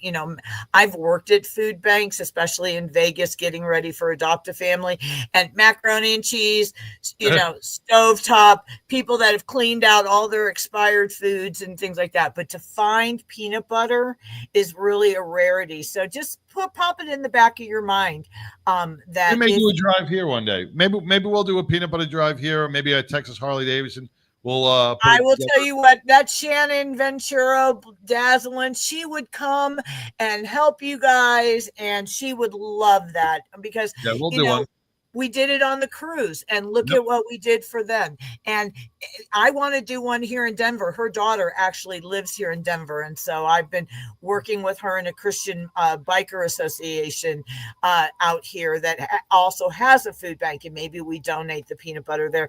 But there's just no reason that anybody can't grab, or your club or your writing group or anything like that, and just pay it forward. It's a wonderful way to. It's so easy. And it's so easy to do. So easy to do. So, okay. So the only last thing I want to talk about, and I want to do it quickly because I don't want you to run late, is we're going to get into fall riding. And, we all know that the change of seasons brings its own challenges. It's one of the most beautiful times in many states to ride. The leaves are turning and things like that. But also with that, it can also be one of the most dangerous, such as shorter daylight hours, unpredictable weather. I know here in Colorado, like I said, I woke up this morning, it was freezing. It wasn't ice cold freezing, but it was colder than it had been in months. And so, if you're riding riding in the mountains, and you are in the shade of a curve, you can hit black ice. So it can really be dangerous if you're riding in the mountain areas. So you need to really keep your head on a swivel and really have control of your bike and shifting down and things like that. But hidden road hazards, if you live in an area where, it may have snowed or it's wet and they're laying down sand, it's the last thing a biker needs. People mowing their lawns, getting rid of their leaves, and all of that going onto the roads can be really, really hazardous. And just remember the cooler temperatures, because, while, it's great to ride with your t-shirt and your vest and things like that. It's also, you don't want your hands to get cold. So some hand warmers or heaters on your thing and stuff like that. One of the other things we got a notice here in Colorado that CDOT was encouraging more bikers to wear helmets. And while I am 100% a helmet rider now, I wasn't always. I was a half shell for a long time. And I've told that story. But what really upset me about seeing that, because we do have a very large uptick, and you all do as well in Texas, of motorcycle riders that are getting injured, is that why is CDOT focusing on us wearing the helmets and the safety gear and everything else? Why are we not talking about why these accidents are happening, which is caused by the distracted driving and the reckless driving of drivers? And the fact that, we could be just sitting at a stoplight and someone's distracted yelling at their kids and they plow into the back of us. That has nothing to do with whether or not we have a helmet on or don't have a helmet on. It does help us in recovery, of course, but I just was really, really upset. So, we have to take responsibility for wearing the right gear and things like that. But it's also time for us as a biker community to ask equal accountability from the drivers. That you put the phone down when you ride, or drive, that maybe you don't pull over and yell at your kids. And, DOT just spends millions of dollars urging bikers to wear helmets. And I'd like to see them, and, I know that people don't like the popo, but I would like to see them do more traffic stops for, no texting and driving. It's against the law here to hold your cell phone in your hand in the state of Colorado. It's the same thing. And you cannot, and when your vehicle is moving, you cannot have your cell phone in your hand. It's the same way in Nevada, and things like that. I forgot what the rule is. What is the rule in Texas? Well, rule in Texas is as long as they don't see it. No, I mean, you could do hands-free here, but I don't know if there's a rule that you can't have your cell phone in your hand. But I don't think you should either. But if you're visibly texting and driving with your knees, I think that's against the law. Yeah. Yeah, but right. But what I'm saying is that if you're driving and you're trying to talk on the hands, it's much easier to do it hands-free. And, even for people that have old cassette decks, stereos in their car, for $9.99, you can buy something on Amazon that will make your phone hands-free. So, we just really ask all drivers to please, when your hands are at 10 and 2 and your eyes are looking that way, you're not going to hit someone. If you're not paying attention. Eyes look both ways. Yeah, but that's why we have to, on top of the helmet, now we have to tell the bikers they need the brake free. And I'm a huge proponent of the brake free. But why is my helmet not good enough? Now we need another device. We have to do all of this to make sure that you see us, when the truth of the matter is, let's spend some of those resources that they have making sure that they pay attention on the road, because it's not only of the bikers that they're hitting pedestrians, they're hitting other cars, and it's just a real epidemic. So anyway, don't forget, everybody, is it too late to vote still for you guys to be? Nope. You could still vote. Just go to fbrn.us and cast your vote. I will do that today. One vote. If you have 2 emails, 2 votes. You have 3 emails? I have 5 or 6 emails. I will vote 5 or 6 times. But in all that, just continue to ride safe. Please, consider the Biker Down membership with the AFLAC. I had, my husband's in a club, and he had a brother go down in Florida, very serious accident. I've been on those guys for 3 years. to get the biker down with the Aflac. And here we are doing a fundraiser. And I told him, I said, do you realize he's been in the hospital for a month and he would have had tens of thousands of dollars from Aflac, tax-free money. It's more money than you'll ever raise at a fundraiser. If you do need to do a fundraiser, please go to bikerdown.org, fill out the help request. We'd be happy to host your fundraiser at a much lesser rate than what GoFundMe and other platforms are charging you. So with that being said, I am out of here. All and right. I will talk to you guys next week and tell you all about my the peanut butter drive. And I reach out to all of you guys to grab some peanut butter and take it by your local food bank and do it in honor of the peanut butter drive we're having this weekend. We are going to do that. We are definitely going to do a peanut butter drive here. Absolutely. I would love Lori. it. Thank you, everybody. Let me know and I'll get Shannon and we'll give you all the artwork and we'll rock it. Perfect. All right. Sounds great. Take care. God bless everybody. All right. God bless, Lori. Enjoy Vegas. See you next week. Bye-bye. Bye. Man, that was Lori Montoya with Biker Down, man, giving us all the good tips on motorcycle safety. She is amazing. We're going to take a quick break because we still got a big show going. We got a lot of events coming up that we want to talk about. We got Hemp and Hounds coming up. We got Russell coming up at 5:10 with Billy Ball. Going to be a lot of good stuff on Free the Weed, man. All right, we're going to be back right after this. We're going to play a Janie Balderas from the House of Balderas tune right now, and we'll be back in a few minutes. People are going to start saying that going.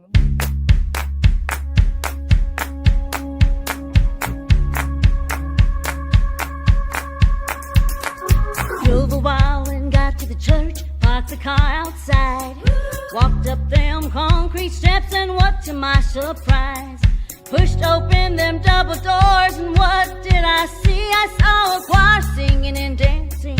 Something came over me, felt the Holy Ghost stirring up inside. It said it's time for revival, 'cause I'm still alive. Well, it's time for revival. Get your hearts in gear. We're gonna have a party right over here. Angels are singing, trumpet blows its horn. Revival.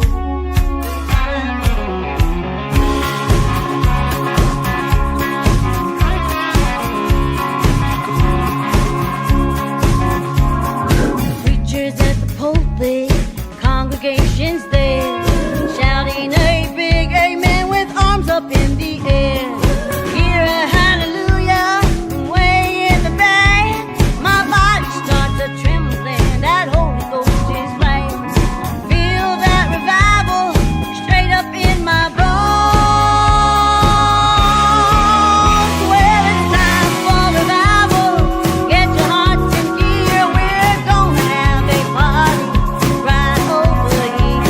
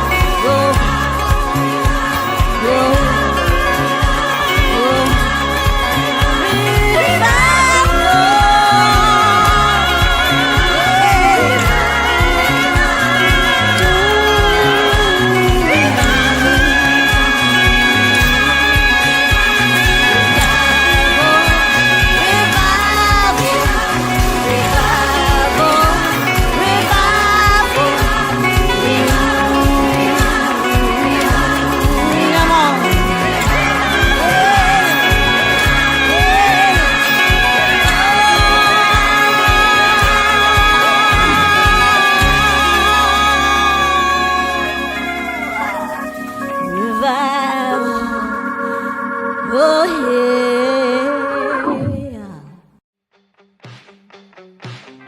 Biker Wolfpack Law is a safety organization founded by myself alongside Robert Howell with the primary focus of motorcycle safety, advocacy for injured bikers, and just general protection for those injured while riding motorcycles in the great state of Texas. Biker Wolfpack Law is a division of Glenn Larson Law Injury Attorneys, which is my firm. What's different about Biker Wolfpack Law is it's a community-based, event-based connection component to make sure that motorcyclists have all of the safety information they need, all of the legal information they need, and frankly, if needed, that full-blown legal advocacy in times of injury through no fault of their own. One of our big events is we do ASM classes, which are accident scene management classes, which are put on with the Road Guardians, group of riders that are usually EMTs, doctors, nurses that also ride. And so they know what can happen when you're out there by yourself. And so it's a very intense class, like how to do tourniquets, how to get a helmet off of a person without hurting their neck more, how to get somebody out of the middle of the road. We do those a couple times a year, and the more safe riders are out there, the better it is. The second division and component of Biker Wolfpack Law is to sponsor local musicians at bike nights or other community events that involve motorcyclists, but also just the community as a whole. And then third is larger charity organization events or rides to get out in the fresh air and have some fun. What I love most about representing bikers and motorcyclists across the great state of Texas is really one thing. It's about hearing the story. It's about going to motorcycle events, constantly meeting new people and making new connections. One of the reasons why I started Biker Wolfpack Law was to defeat and counteract many of the biases that are out there that, quote, motorcyclists are just dangerous. Make sure that motorcyclists are seen as exactly who they are, very hardworking, very responsible, and very dedicated individuals that deserve the justice that they need.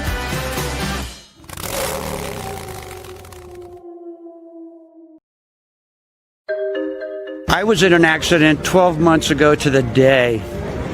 I was driving on southbound Santa Fe and somebody did a suicide left in front of me and I T-boned him at 45 miles an hour. From that point forward, I don't remember anything for the next 18 days because I was in a coma. She broke 9 bones, lacerated my spleen, put me in the hospital for 21 days. I remember none of it.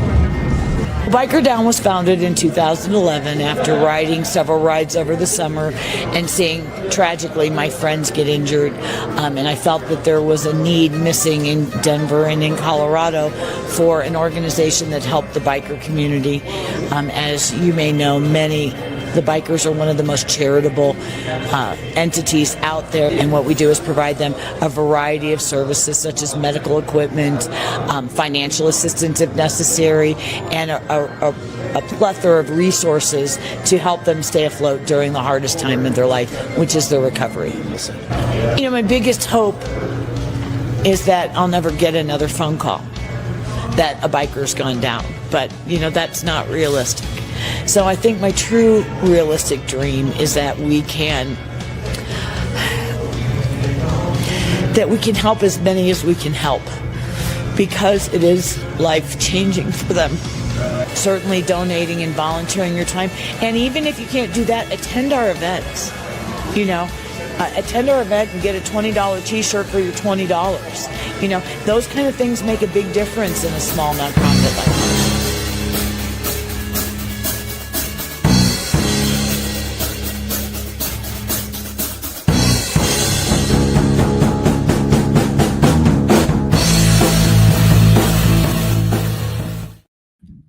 Hey, welcome back to the 99% Radio Network here in the Fishbowl, man. We took a little break. We got some amazing events coming up that we want to share with you because I think the next couple of weekends, Pitbull, we are packed. Yes. I was hoping maybe to get a break, but it doesn't look like it's going to happen. Man, you know, and I am so upset. I was supposed to go down to Houston for the Unchained Foundation ride, the polka run. But I just don't have the time, man. We have to pencil in our families every once in a while. But you know, we've made commitments here, and it's just the Thin Blue Line LEMC golf outing. This is their second annual golf outing, and it's at Iron Horse Golf Course. Great here golf course. Yeah, here in North Richland Hills, and that's going to be Monday the 29th.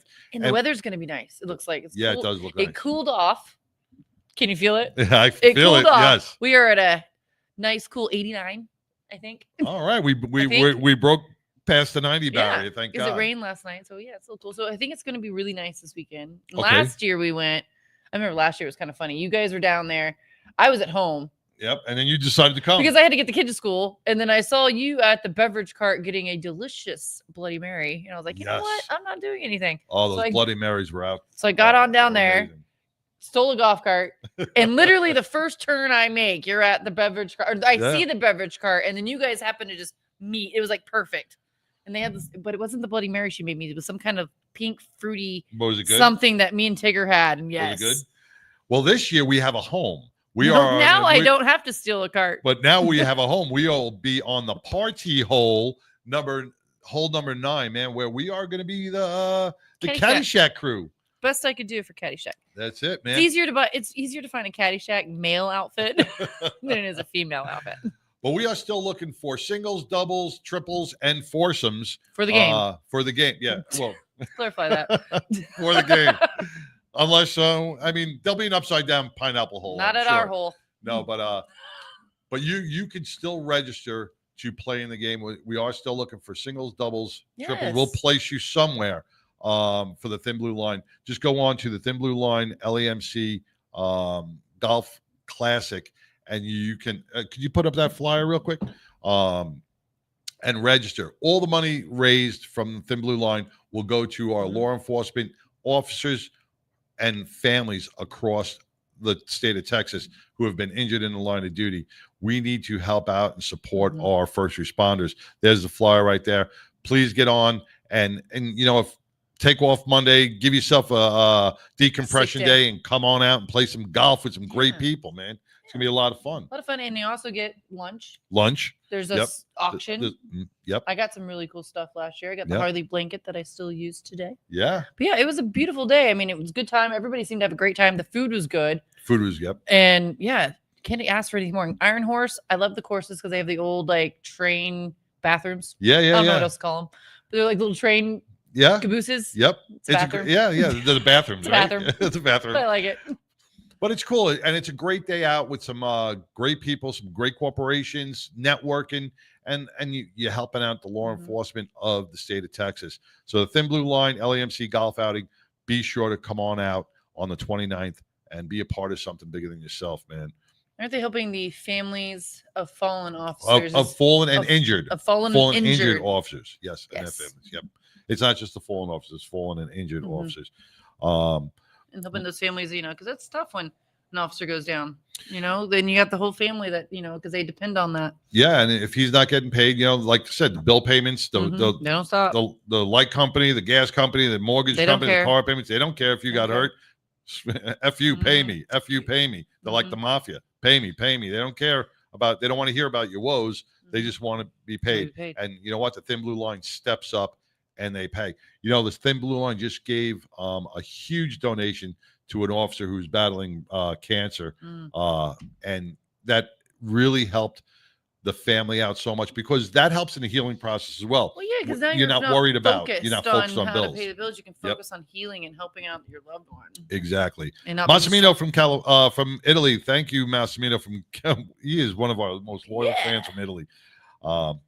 We need to do a live. We need to send him a live thing. Yeah, we need to meet you. We got to come on out a to video Italy. chat. Oh, we can go there. We're going to come out to Italy and do live from there. How cool would that be? From 99 abroad. 99 abroad. That'd be crazy. This past weekend, I think my passport's good. It should be good. Yeah, it should be. Should be good. You got 10 years. Yeah. Well, no, I mean no felonies. I think I'm good. I'm just kidding. Well, we still got the golf outing in the there's still time and the charity softball game. So a felony is in your future soon. Small. I don't know. I know a lot of popos now. Oh yeah, maybe they can get you off. This past weekend, like I said, went out on with the Homie and Friends and the Leaders Pediatric Brain Tumor Foundation ride. But all the money raised right there goes to this big event that's coming up October 18th, where more money will be raised for the pediatric brain tumor. And that's going to be October 18th. That's at Fort Worth Indian in Fort Worth. Registration is at 9 to 10:30. Kickstands up at 11. Online registrations, 40-day registration, 45. This is going to be auctions sponsored. Some of the kids will be there. They take the kids out on the bikes for the poker run. This will be up on our site. So go to the Pediatric Brain Tumor Foundation, Ride for Kids, Dallas Fort Worth, and register for this amazing event. Nice. Then we got Spokes for Hope Rodeo, motorcycle rodeo coming up. I've never been to a motorcycle November. rodeo. That is amazing. I've always just seen it online, like videos. I've always wanted to go. You know, it's impressive. These guys are crazy on their bikes. They do, they do, but they also tie the bikes together. Huh? Yeah, they do doubles and triples where they tether the bikes together and they do and that you can't break the tether. And they're like 3 feet away from you, so they got to move in such unison. These guys on the bikes, these officers that ride these rodeos are. That sounds like it was like they came up with that like after they all had a few drinks. Yeah, hey, they said, "Hey, let's tie our bikes together." Tie it together and do that. Then it just became a whole event. Yeah, so the Spokes for Hope and that'll that's going to be at Capella's. That money raised there goes to getting bicycles for our school children to help bridge the gap between our first responders and our and the communities. Is that the Cabela's up there? Well, 35. Yep. That's not too far from me. Yeah. That's next to Cigar International. Yes, they do. They got Cigar International over there, which is an amazing, amazing place. Because after there, we just take a break and go have a little stogie and a cigar. They have a little chocolate martini there. A little chocolate martini. And then what we were talking about, you said now with roll call. Before you get on to roll call, I just want to say, I know we don't get political here, but Roy Davis. Yes, we do. Roy Davis. Yes, we with do. roll call, reached out the other day and he was talking about the Charlie Kirk memorial remembrance in Fort Worth. And I couldn't make it there. We had some events going on that day. But I saw the news clips, and there were thousands of people who walked the streets peacefully. Not one car was burned. Not one building was broken into.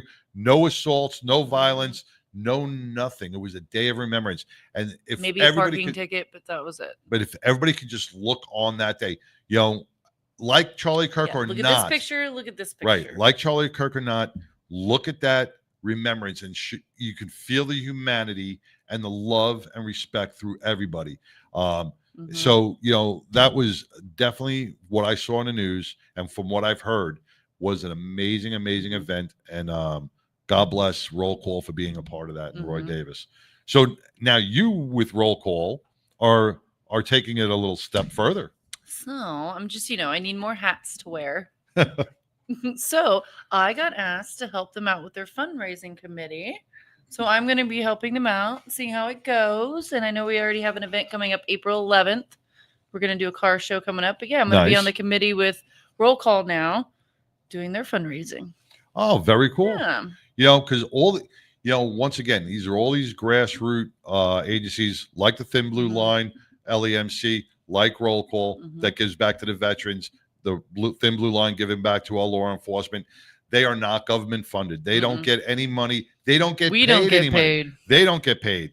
All the money that comes in goes right back out to the families in need. And that's where we got to support. That's where every dollar that you can contribute counts, because if it's $5, if it's $10, whatever it is, it counts. Yes. And it makes a difference in someone's life. I'm excited about this because everything that me, you, and the Betty's, everything it all works together. So now it's like we're just getting a bigger group to do a bigger things. Yeah. That's what I'm excited about. That's why, I was on a call the other day with the board for the Thin Blue Line, and they have this. They got the fajita contest coming up, the fajita cook-off.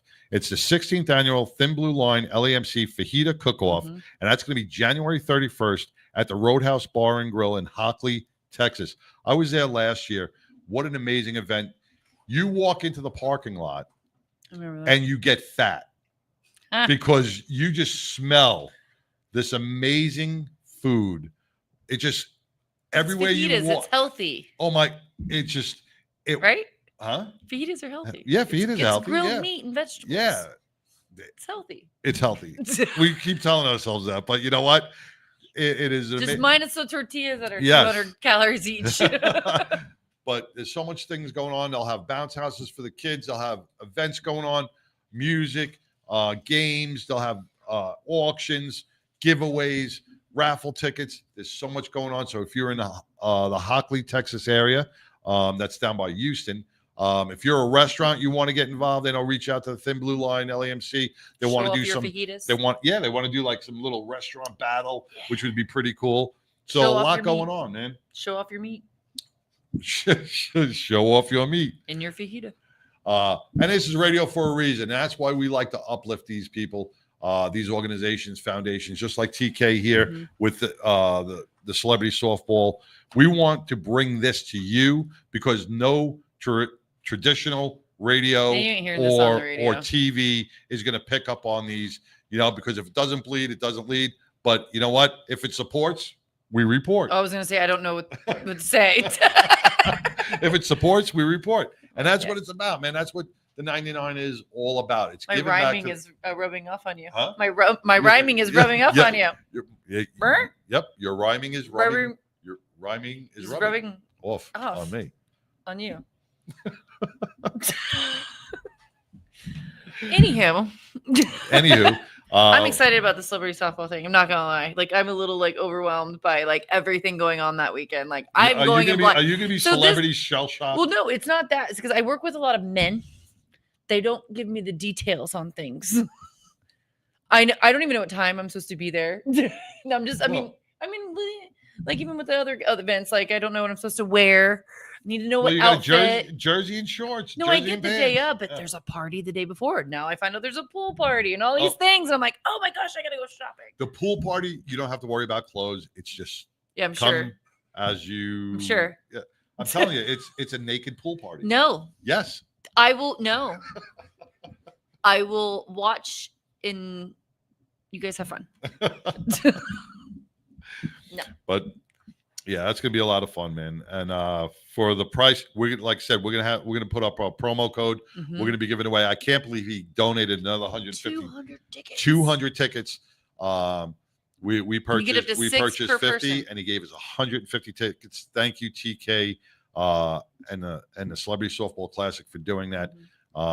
So if you are a foundation organization, we will get you that code, and you'll get, or a family, we'll get you 6 free tickets per family or per organization. Mm-hmm. I like it. I like that. To come out. That's a good day. You get your girlfriends together. You get, me and my friends, we have our mom group, even though it's basically just the same thing. We just add our kids with us, and you just go to the ballpark for the day. And this is where you can really scream, yell, let loose, and party and have a great time. And you can let them run around because they're enclosed in a baseball field. Oh, they get to meet. They'll get up to the hot dogs and meet T.O. or any of their favorite stars or us. Who wants to meet us? Nobody wants to meet us. I'll sign autographs. You know what's cool is we're going to be broadcasting live from there, so I'm going to get everything ready, and hopefully everything works this time. I know. We're going to have to bring Chance with us. Chance is going to have to be with us. Chance, what are you doing October 4th? What are you doing?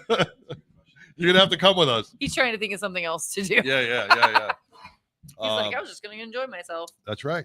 We're going to take another short break. Hey, Richard Summers is on. Hey, Hobo's on. Just seeing him. Practicing my golf swing, Hobo. Yeah, he's not going to be at the you know what? Because he's got to work. I'll forgive you. He keeps our kids safe in Garland. That's true. And they cannot, as an SRO, man, they are not allowed any days off throughout the school year. It's very, very difficult for these SROs to get a day off because they are so shorthanded. They need people to protect our children, and Hobo is dedicated to not only protecting our children, and uplifting it through Spokes for Hope and giving bicycles away. So once again, you get a pass, I guess. Yeah. Fine. But we're gonna have a great time anyway. Let's take a quick break. Then when we get back, we're gonna have Russell Langhammer on. Langhammer. There's another strong name. We're gonna be talking about Free the Weed right after this. Stay tuned. Here at 1010 Aussies, we're going to find you your forever pet. We specialize in miniature and toy Australian Shepherds. All our pups are pet and family friendly. They're socialized, basic training, and a health guarantee. Check out our miniature and toy Australian Shepherds at 1010aussies.com or call us at 817-213-6698. My name is Art Lee. I invented LifeVac to protect my family. Protect your family. Buy LifeVac now. Thank you, Daddy. That was us over 10 years ago. Now, LifeVac is responsible for saving over 2,000 lives from choking. We started this company in our garage, just hoping to make a difference, because over 5,000 lives are needlessly lost each year to choking incidents. Help LifeVac on our mission to save lives. In the time it takes you to pick up the phone and call, another life could be saved. LifeVac's patented design creates a one-way suction to remove food or objects obstructing airways. All you have to do is place, push, and pull. And just like that, LifeVac can save a life from choking. Quite frankly, I thought I was going to die. The LifeVac saved my life in 1-2 seconds. Get your very own LifeVac now and get 20% off. Visit lifevac.net or call 877-LifeVac. As my personal promise to you, if you order a LifeVac and have to use it, LifeVac will replace it free. LifeVac works on adults, teens, or toddlers and can be ready in seconds and last a lifetime, guaranteed. Best of all, you can even use a LifeVac on yourself, the elderly, physically impaired, or those that other methods may not be possible or are dangerous. In the event of a choking emergency, you could save a life, even your own. Thank you, Daddy. Life is precious and time matters. Choking can happen anywhere. Help us put a LifeVac in every home, school, restaurant, car, office, everywhere. Protecting families has always been our mission. I'm sure you love your family like I love my daughter. Do us all a favor and get your own LifeVac now. LifeVac saves lives. Order one for your home, the office. It also makes a great gift. Use promo code Jackie and save 20%. Don't wait another minute. A life might depend on it. Go to lifevac.net or call 877-LifeVac. That's lifevac.net or 877-LifeVac. Order now.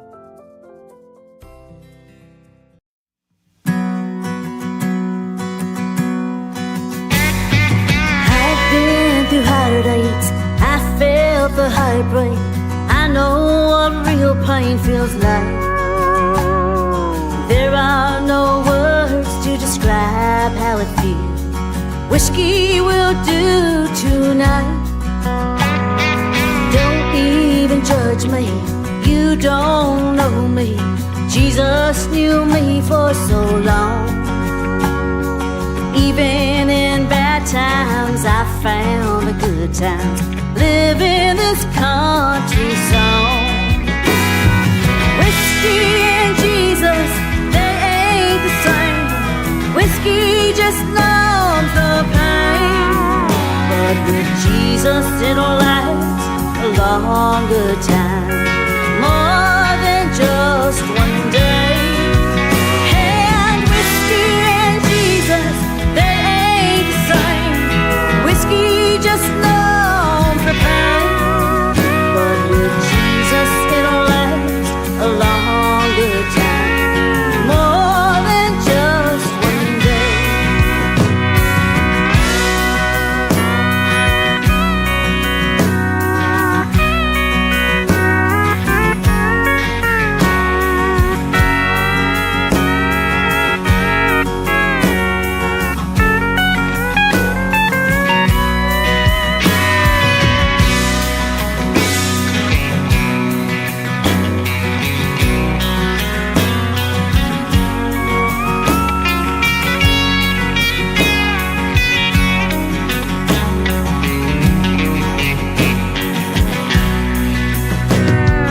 Bottle of whiskey on my bedside table. Bible sits on the bed. Guess I'll be drinking a few glasses then. Read what the scripture says. You want an answer, get on your knees. See what he'll do for you. He can move mountains and calm the sea. He'll do the same for you. Whiskey and Jesus, they ain't the same. Whiskey just knows it'll last a longer time, more than just one day. And whiskey and Jesus, they ain't the same. Whiskey just numbs the pain, but with Jesus it'll last a longer time, more than just one day. But with Jesus it'll last a longer time, more than just one day.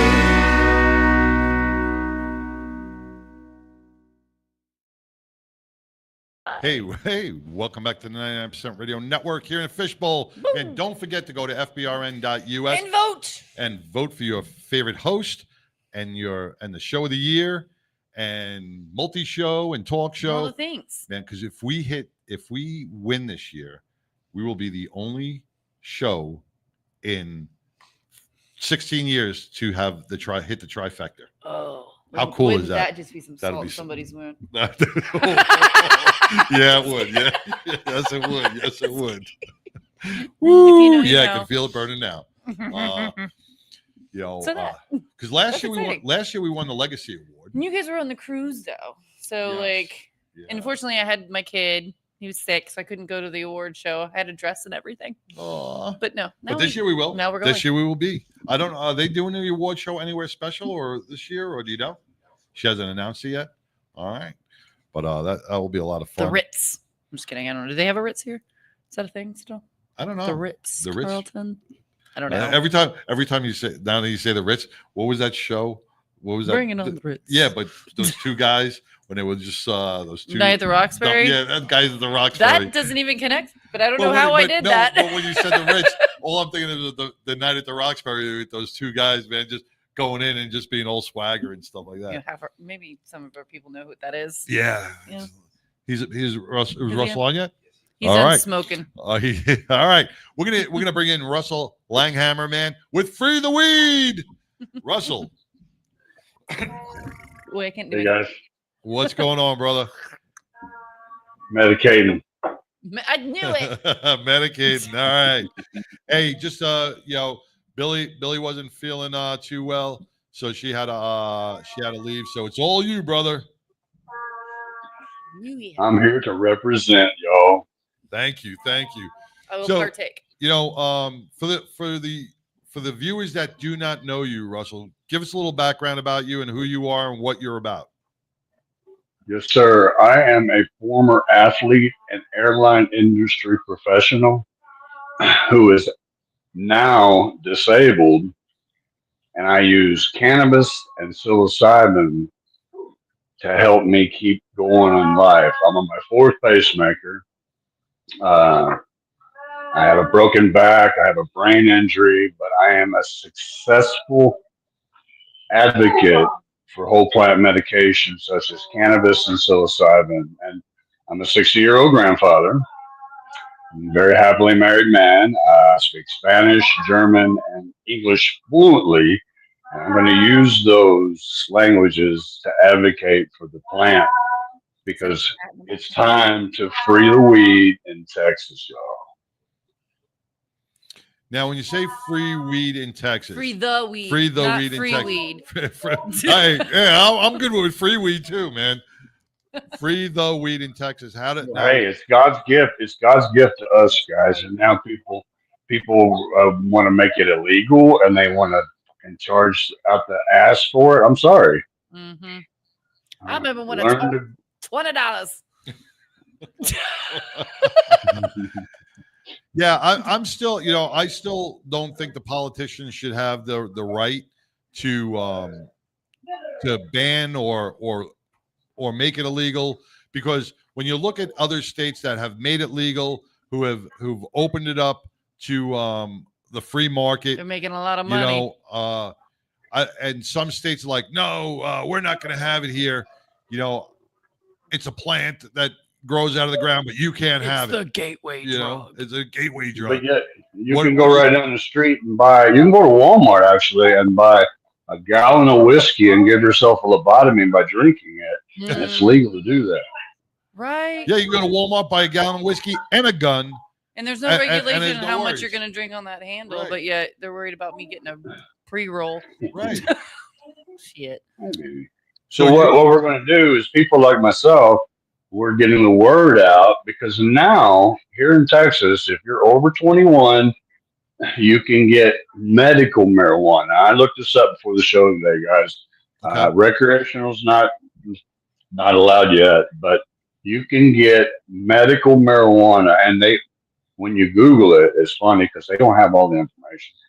They don't know because they're making it up as it goes. When we started fighting in 2018, we got it legal for Texas Compassionate Use Program, 0.5% gummies. Okay, no smokable, which is a joke.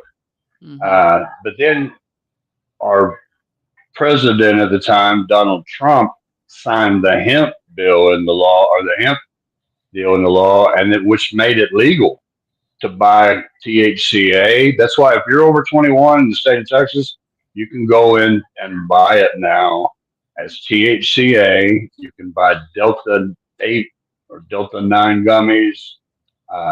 They even got mushrooms, guys, and the mushrooms are Amanita mushrooms, the red and white ones.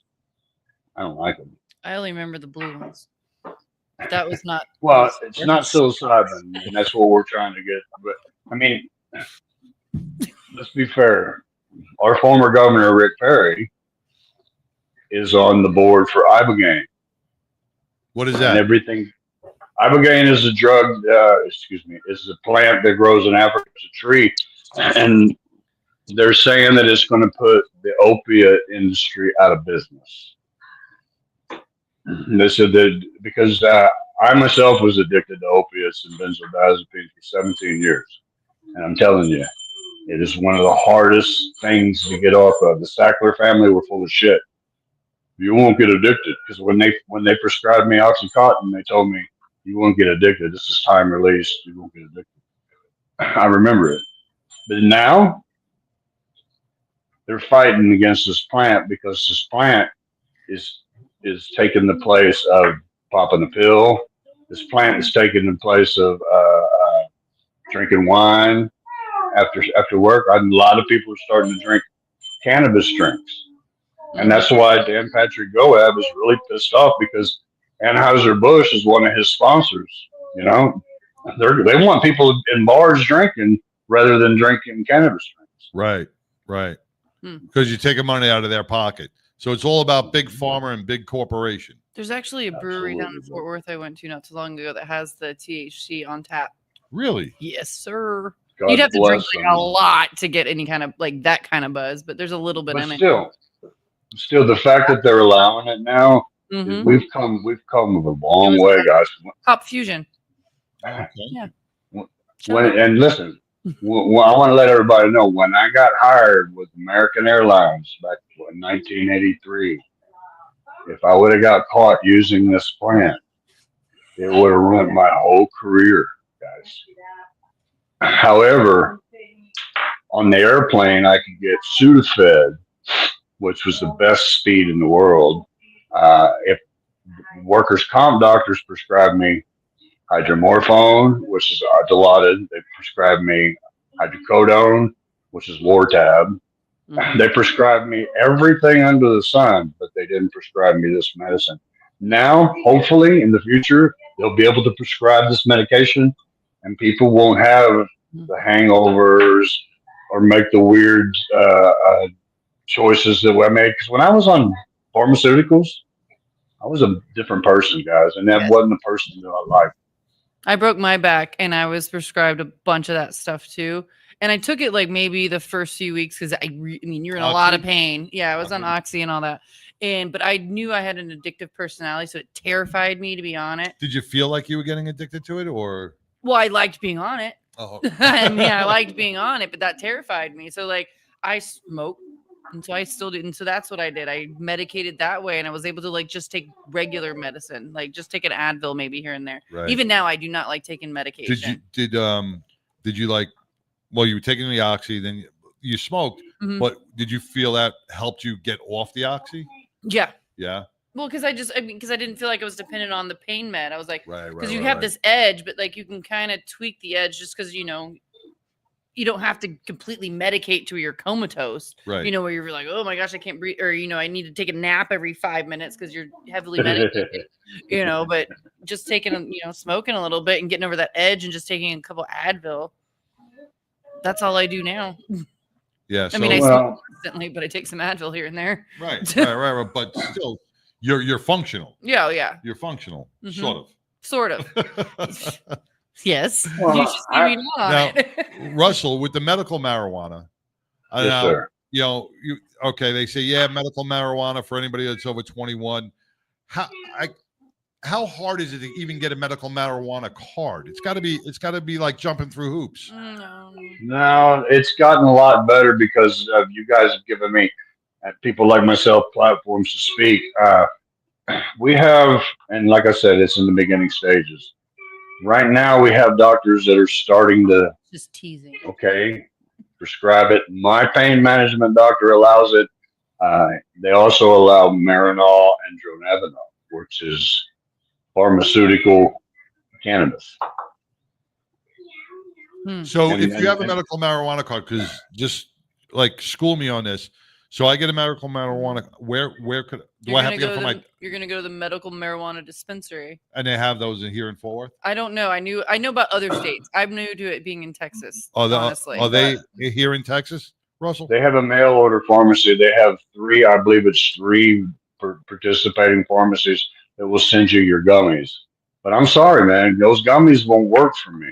I'm not a gummy person either. Oh, you could only get gummies. You can't get the smokable. You can't get flour. That's why we're now. That's why Greg Abbott is letting everything roll right now, and he's going to regulate it. They're going in and they're checking stores to make sure they're compliant.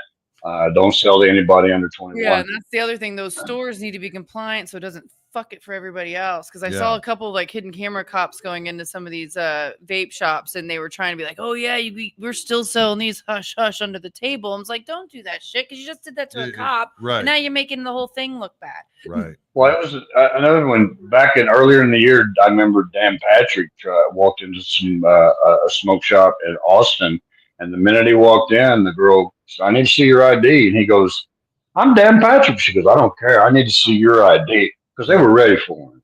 And you know, we're educated, and a lot of these stores that are opening up, some of them are just trying to beat the system.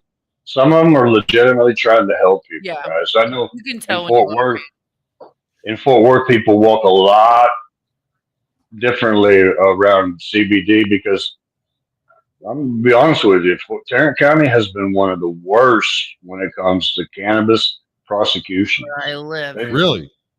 Yeah, I lived there for 32 years, guys. I lived in South Lake and lived in Bedford.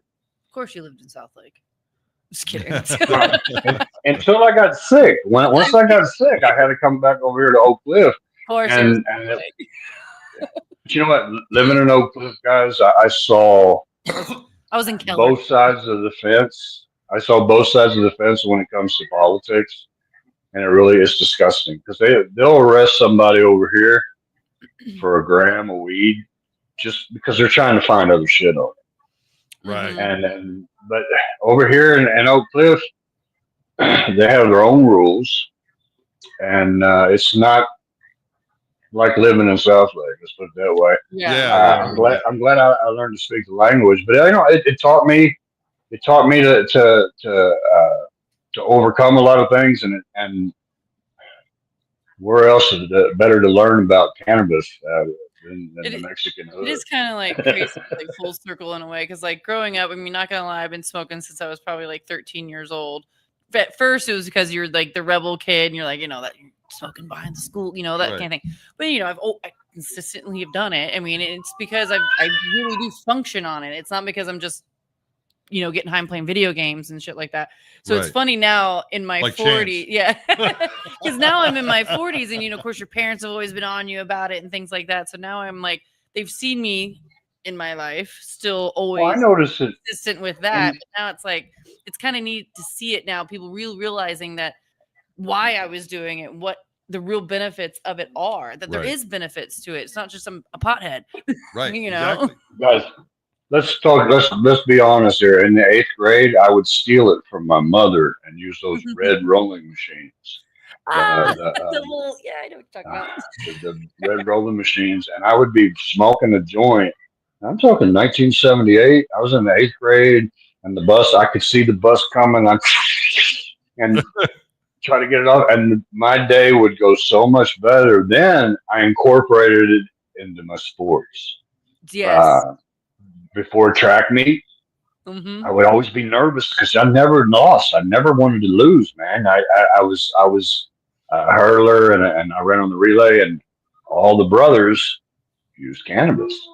So I would go sneak up with those guys, and we would get high, and everything would be so much better. When you perform so much better. You can get in the zone a lot easier on cannabis.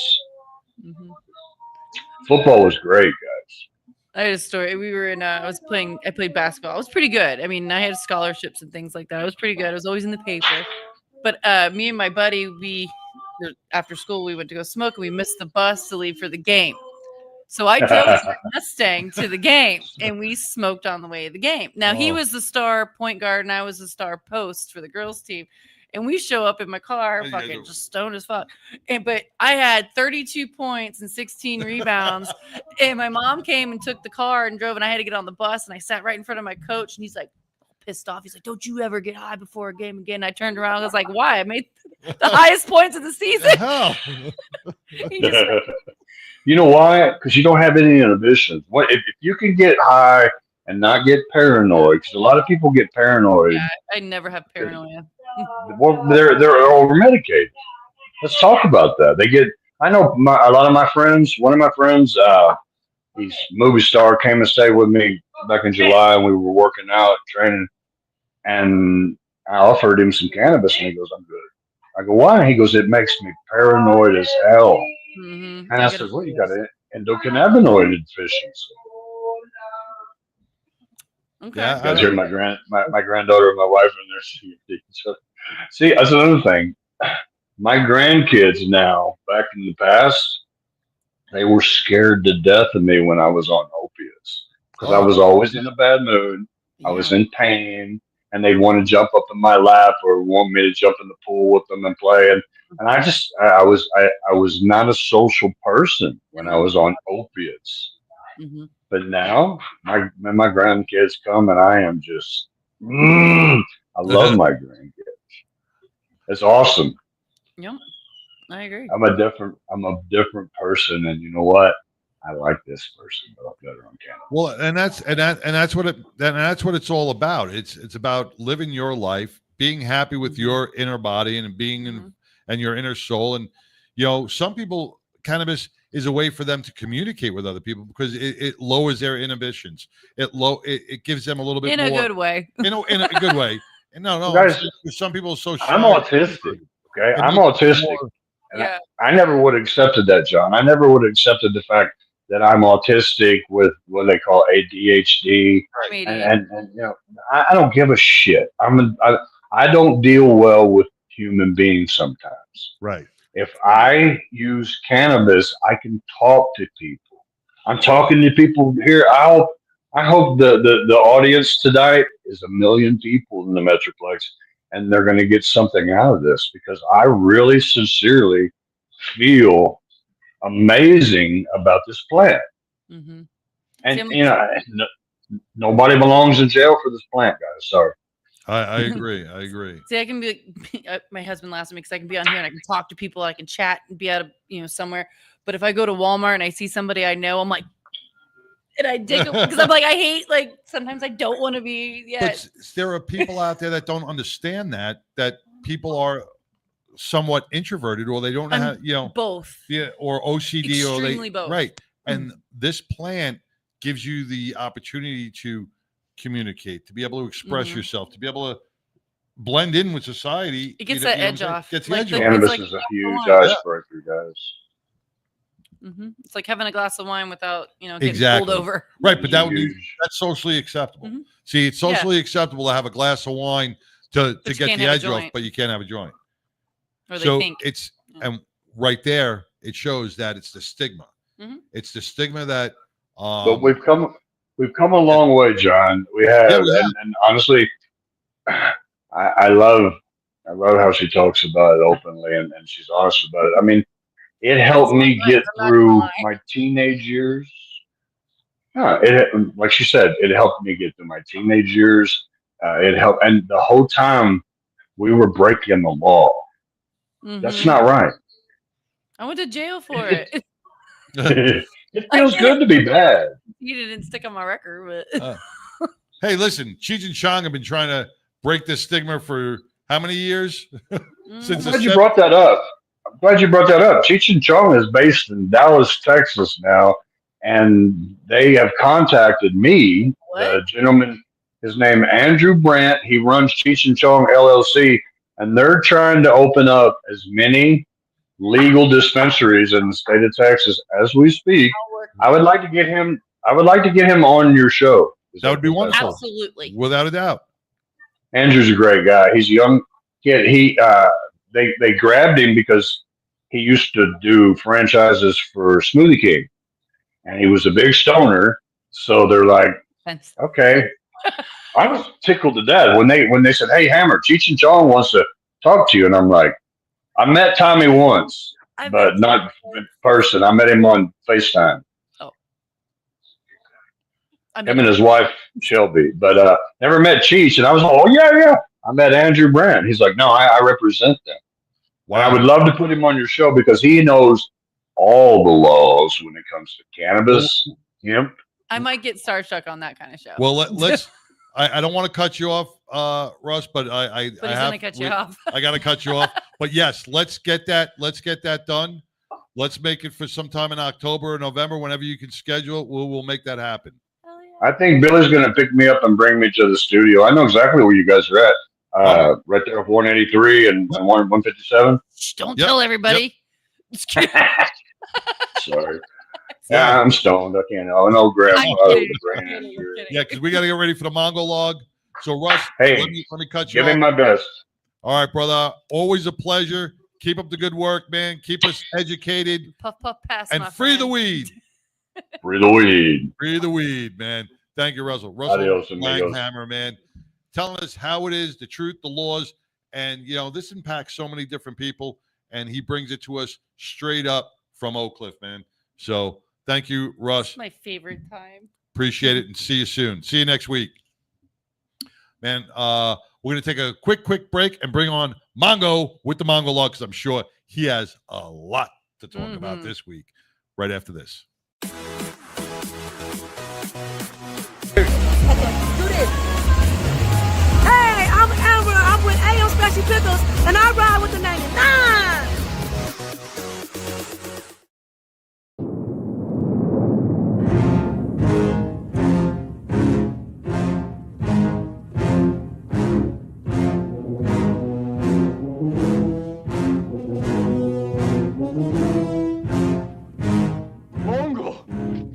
Santa Maria! Never mind that shit. Here comes Mongo. Mongo. Mongo. Welcome, Mongo. What's going on, everybody? Santa Maria. Santa Maria. What's going on, brother? Another day on the left coast. At least the weather is nice today. It's actually kind of cool outside and overcast. When does he ever come on here and say it's really shitty out here? Never. Yeah, well, the weather is the one thing I cannot complain about. That's right. Well, I can't. It's 89 here. We got a cold front. Yeah, we got a cold front coming in. Got to get a jacket. And there was this weird shit from the sky that fell down last night. It was all wet. Well, I saw some Facebook stuff. You guys got some rain a couple of past. Yeah, a little bit. Yeah. I got rain in my kitchen, man. My air conditioner. Yeah, last night I got home, man. I had to take the dog to the vet. I get home, and all of a sudden I'm sitting there talking to Tigger. I'm saying, trying to tell her the medication. She's at work, and also I'm getting these drips on my head, and I'm like, "What the hell is that?" I look up, my whole kitchen ceiling is soaking wet, dripping. Did you just get the air conditioning overflow pan got clogged? I guess from them doing the roof. Oh, and the overflow no. plan went into the attic and came through my kitchen. So does that mean they're coming out and fixing it for free? Yeah, I got the AC guy there now. He's there now trying to unclog it's a mess. So well, no, that sucks. But literally, we've probably turned our air conditioner on maybe 8 times this summer. Yeah, you got that nice That is cool. crazy. You got that nice cool. Open the windows and just feel the breeze. Yeah. My air conditioning's struggling. It's like, bitch, Yeah. when are you gonna turn me off? Can't handle it. All right, man. So, Mongo, what are we talking about this week? Today we're going to talk about wind farms. Wind farms. All right. Wind Kill the farms. birds. What's that? Kill the birds. Well, we talk about that. All right.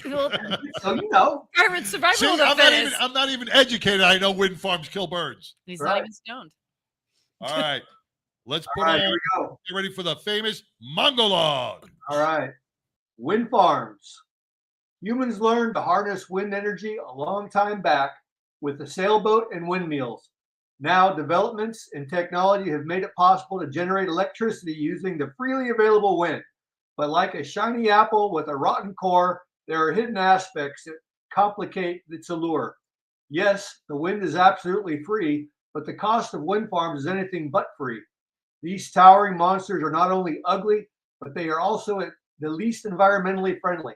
Wind farms provide renewable and clean source of energy, supposedly reducing reliance on fossil fuels, and keep that in mind, supposedly reducing reliance on fossil fuels and lowering greenhouse gas emissions. They also create jobs, support the local economy, and you can generate income for communities through investments and cooperative funds. Now that I have demonstrated that I'm open-minded by describing wind farms in a positive light, it's time for a dose of my reality.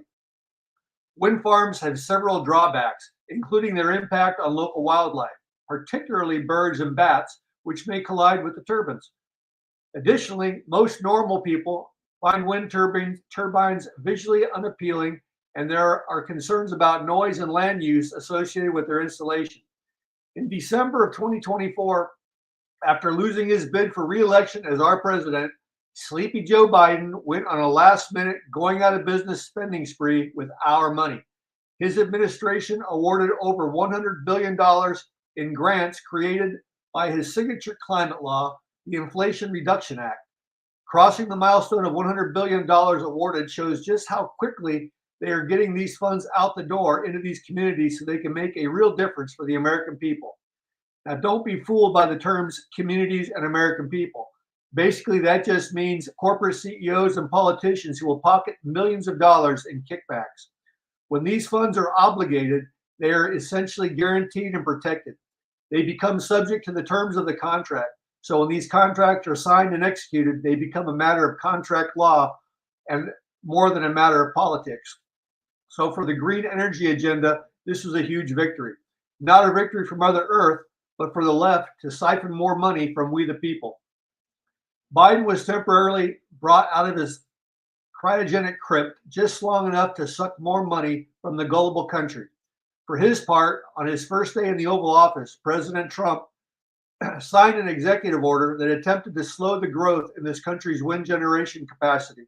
After his inauguration on January 20th, Trump said to the gathered crowd, "We're not going to do the wind thing. They are big and ugly. They are ugly windmills, and they will ruin your neighborhood." When one hears about all the benefits of free wind, you're probably wondering how anyone could be against it. Hell, they're practically paying you to use their electricity. For every megawatt of power capacity, a natural gas power plant requires about 1 ton of critical minerals, while onshore wind plants require 11 tons. Additionally, because wind does not always blow, these turbines are not running at maximum power. They're only running on maximum power about 35% of the time. This is low compared with nuclear power plants. Politicians need to reconsider support for environmentally damaging and unreliable wind power. As swimmers enjoyed the beach this summer, massive chunks of debris, including sharp shards of fiberglass shards, began washing ashore at the once pristine coastline of Nantucket Island, Massachusetts. The culprit was a single damaged turbine blade that broke off a nearby wind farm. It's not the first time this has happened, and it won't be the last.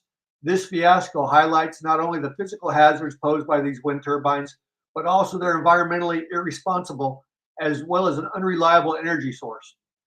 Onshore wind farms require 13 times as much critical materials to operate. The staggering quantities of such materials, such as copper and rare earth metals, are environmentally damaging. Mining is vital for economic progress, but the excessive extraction required for wind turbines is out of proportion to the energy that is produced. In addition, wind turbines have a disposal problem. Although some components can be recycled, used fiberglass wind blades that haven't fallen into the sea are usually thrown into the landfills. These blades, which are built for durability, use materials that are difficult to separate and recycle. As a result, the United States is projected to have about 1/5 of the world's blade waste of over 47 million turbine blades by 2050. Wind turbines also kill over 1 million birds a year and hundreds of thousands of bats. Bats are crucial for pest control. Offshore wind companies absolutely know that their wind farms harm ocean life. They have specifically requested permission in their environmental impact statements to harm whales, dolphins, seals, and porpoises through the sound waves produced. That sounds like a wonderful idea. Proponents of wind turbines will tell you that although wind turbines can be dangerous for birds, they actually kill significantly less birds per year than do glass window panes. Well, no shit, Sherlock. Worldwide, but specifically nationwide, there are significantly more glass window panes than there are wind turbines. So of course they're going to kill more birds and bats. As for offshore wind farms, admittedly, wind turbine foundations can be used as an artificial reef for ocean life. They provide an artificial surface to which the sea life can attach itself. Consequently, there can be increases in the number of shellfish and the animals that feed on them, including fish and the previously mentioned marine mammals that are having their brains scrambled by the underwater vibrations. Furthermore, scientists speculate that ocean-based wind farms may have a sheltering effect on marine ecosystems by closing off swaths of the ocean to shipping as well as commercial fishing activity. Besides the slaughter of the marine ecosystems, they also adversely affect flying species within the animal kingdom. Large-scale wind farms disrupt the habitat of wildlife. Regarding onshore wind farms, large tracts of land are cleared for setting up the wind farms. The transformation of the landscape can adversely affect all wildlife in the region.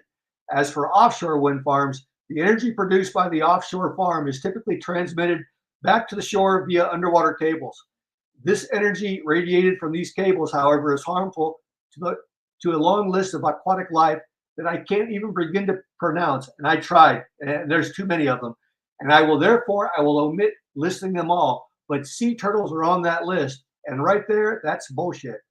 Despite all the advantages it offers, wind energy also comes with its own set of drawbacks, such as it is location limited, investment heavy, and requires large tracts of land for commercial production. Wind energy is touted as one of the best among renewable energy sources. On that front, it's eco-friendly, but at the same time, the wind turbines have been proven to be detrimental to the environment. From noise pollution to the aesthetic impact of their threat to wildlife, wind turbines are capable of wreaking havoc on the land or water where big wind farms are located. As the blades of the turbines turn to generate electricity, it also has inadvertent consequences. It creates a disturbance in the air that can have far-reaching effects to the environment. The turbulence created by the wind turbines is known to warm up the surface temperature at night and cooling them down during the day. The warming can raise the temperature by 2.7 degrees and cool it down by up to 7 degrees Fahrenheit. Now, for all the environmental green climate nuts, these numbers surely will raise the hairs on the backs of their weak and skinny necks. These numbers are a gross exaggeration of the numbers that they tell us are killing the earth through the use of fossil fuels in our motor vehicles. This must create quite the conundrum for the green crowd. We have to save Mother Earth through the use of wind turbines while at the same time killing the earth in the name of saving the earth. In an effort to keep these monologues relatively informative but short, I haven't even begun to cover the amount of oil a fossil fuel that is required to keep these turbines operated. That might be a monologue for a later date. I have to limit myself by keeping these monologues to a certain length. Unfortunately, or fortunately, depending upon your point of view, the show only allows me a brief window to express my opinion. These enlightening gems of biased information, and it is biased, are packed into a concise and hopefully cogent story. So in that vein, let me close with a metaphor. Wind farms, both on and offshore, are a necessity, are a necessary and cost-effective form of energy for Mother Earth moving forward. Now, I believe this statement, like I believe that kicking someone in the balls while wearing riding boots will cure stage 4 cancer. However, when you think about it, it may not cure cancer, but it will certainly take your mind off the cancer for a short period of time. And that, my friends, is that. Whiskey improves with age, and I improve with whiskey.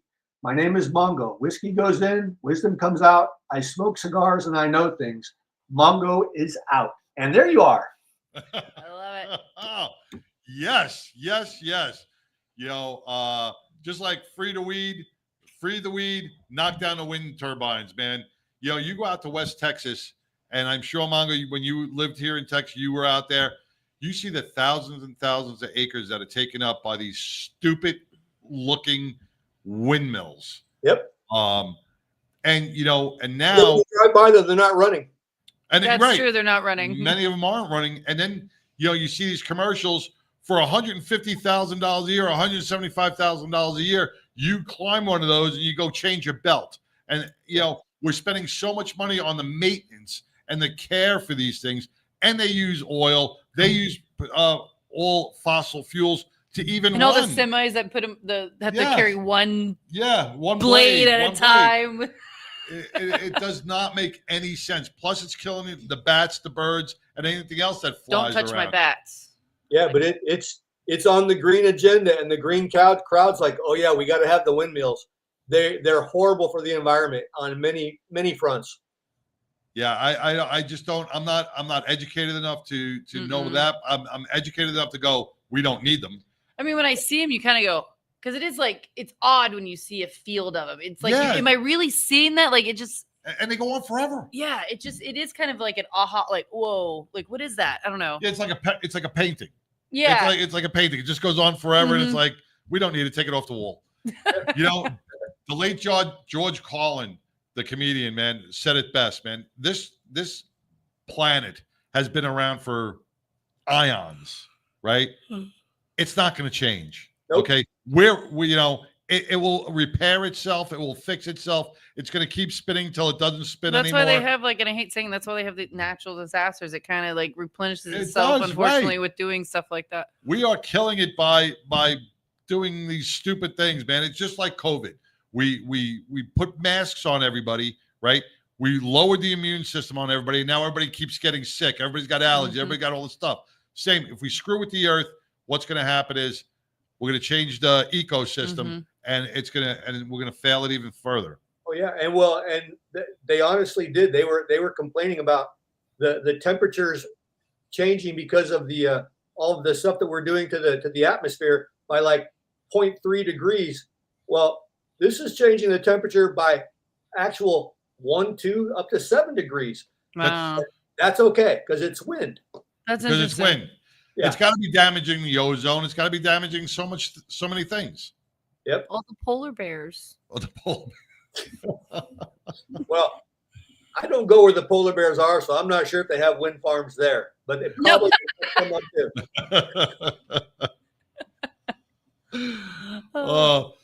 And you being in the state that you're in, California, man, I can't imagine you like walking through. I really want him to town, walk around with a Trump shirt and fucking oh my God, I the can't. environment shirt.